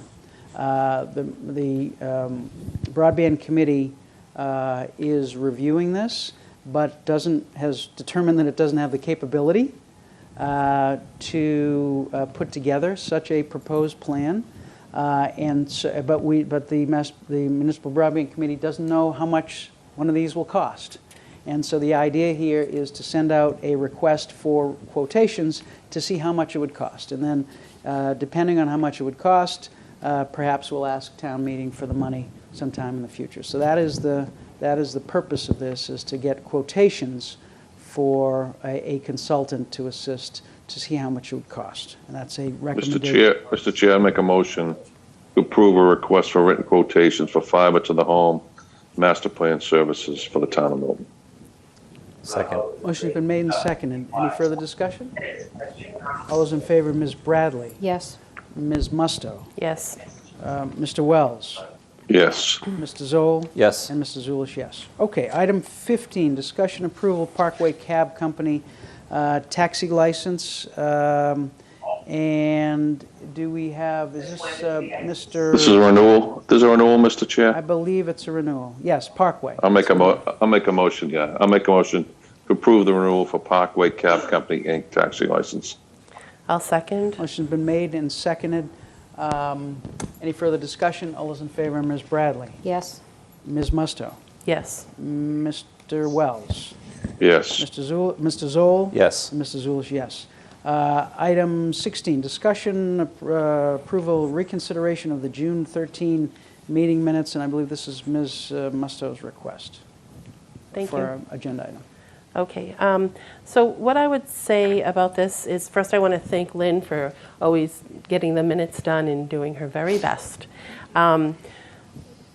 What prompted me to ask to have this reopened, I am usually very diligent about reading the minutes, and somehow I really wasn't that diligent on that set, so I do apologize.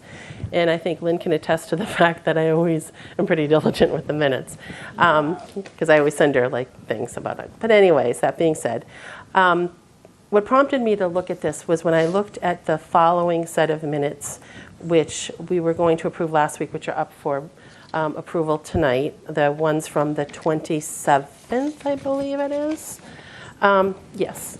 So there were certain things that were in that, that were stated in there that if you read it, for instance, it looks like for specific things, why is Mr. Wells asking for Ms. Bradley's resignation?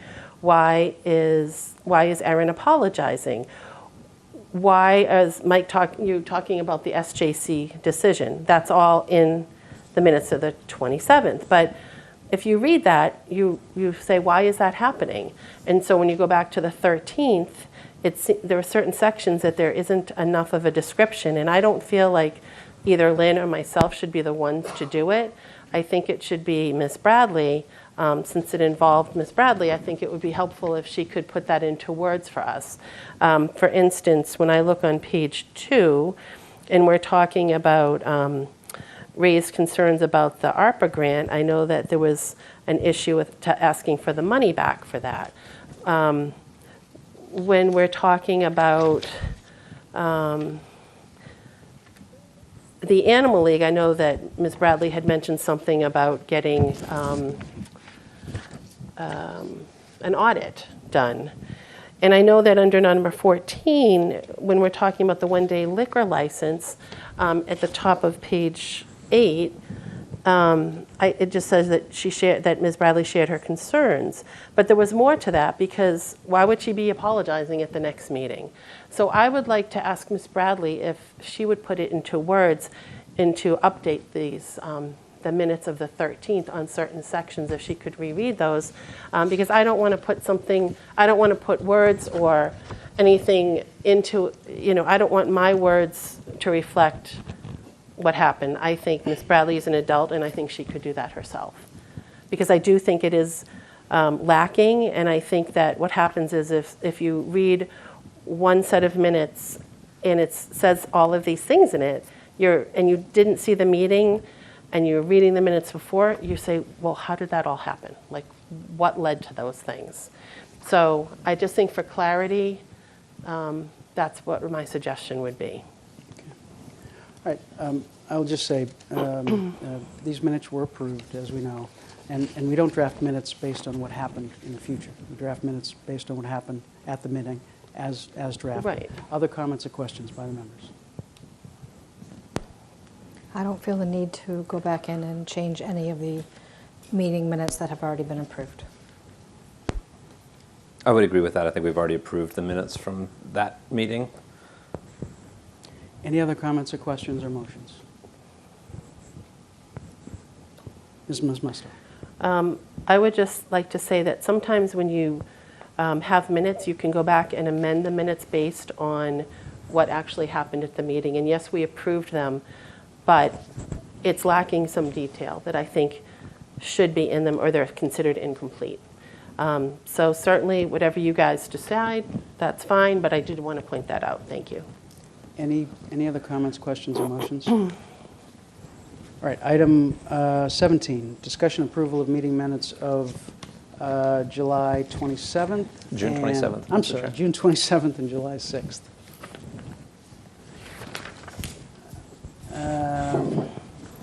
So let's take 17A, the June 27th meetings. Any comments, questions, or motions?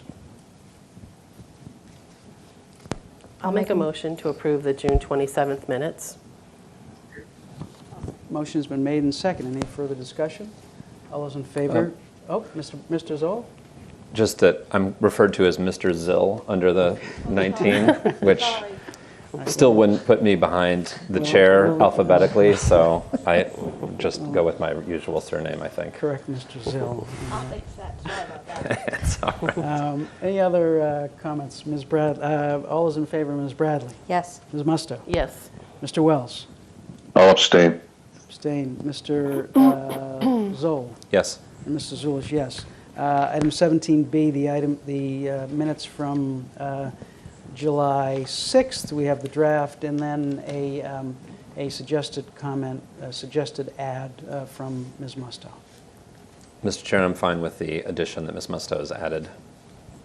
So is that a motion? I'll make a motion to, is it an amendment? Would we approve the minutes with the amendment? I'll make a motion to approve the minutes with the amendment.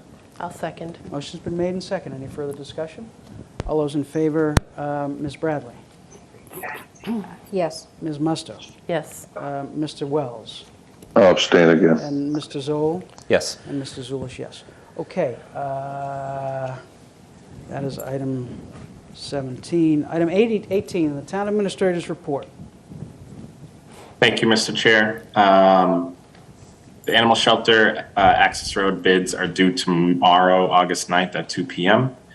I also wanted to let you know, if you haven't seen it, that Milton Station parking lot was repaved by the MBTA. And keeping with MBTA Community's theme, the next information session is on Tuesday next week, August 15th at 7 p.m. on Zoom. Tim Zerwinski will also be attending the Warrant Committee meeting next Monday night to give the Warrant Committee a debrief on MBTA Communities as they start preparing for a potential fall town meeting beginning December 4th.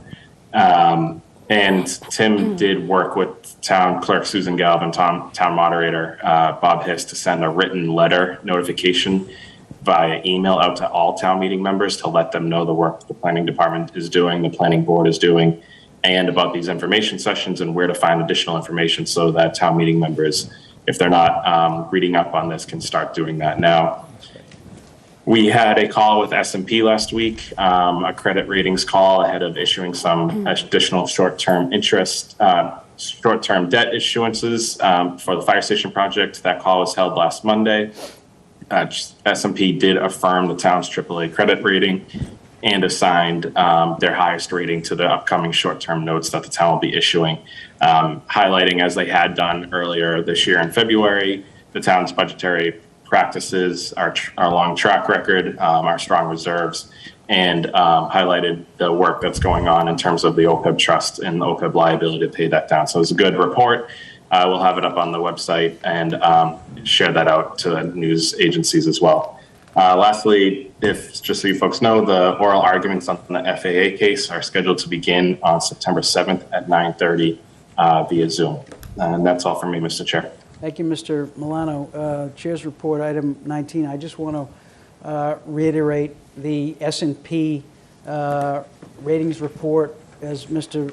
Milano pointed out, the town received the highest rating for the bond anticipation notes. That's the SP 1+ rating. At the same time, our highest rating of AAA was affirmed as well, and the outlook, according to S&P of Milton, is stable. The report pointed out the following with respect to our stability.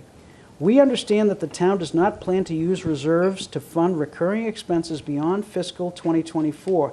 Management anticipates asking voters to approve an operating override for fiscal 2025, which would allow the town to raise the tax levy more than the ordinary amount permitted by Commonwealth law and balance the fiscal 2025 budget without one-time funding sources or significant expenditure cuts. Milton's demonstrated track record of overriding the tax levy when needed, most recently in 2017, suggests strong community support in managing budgetary growth and service delivery.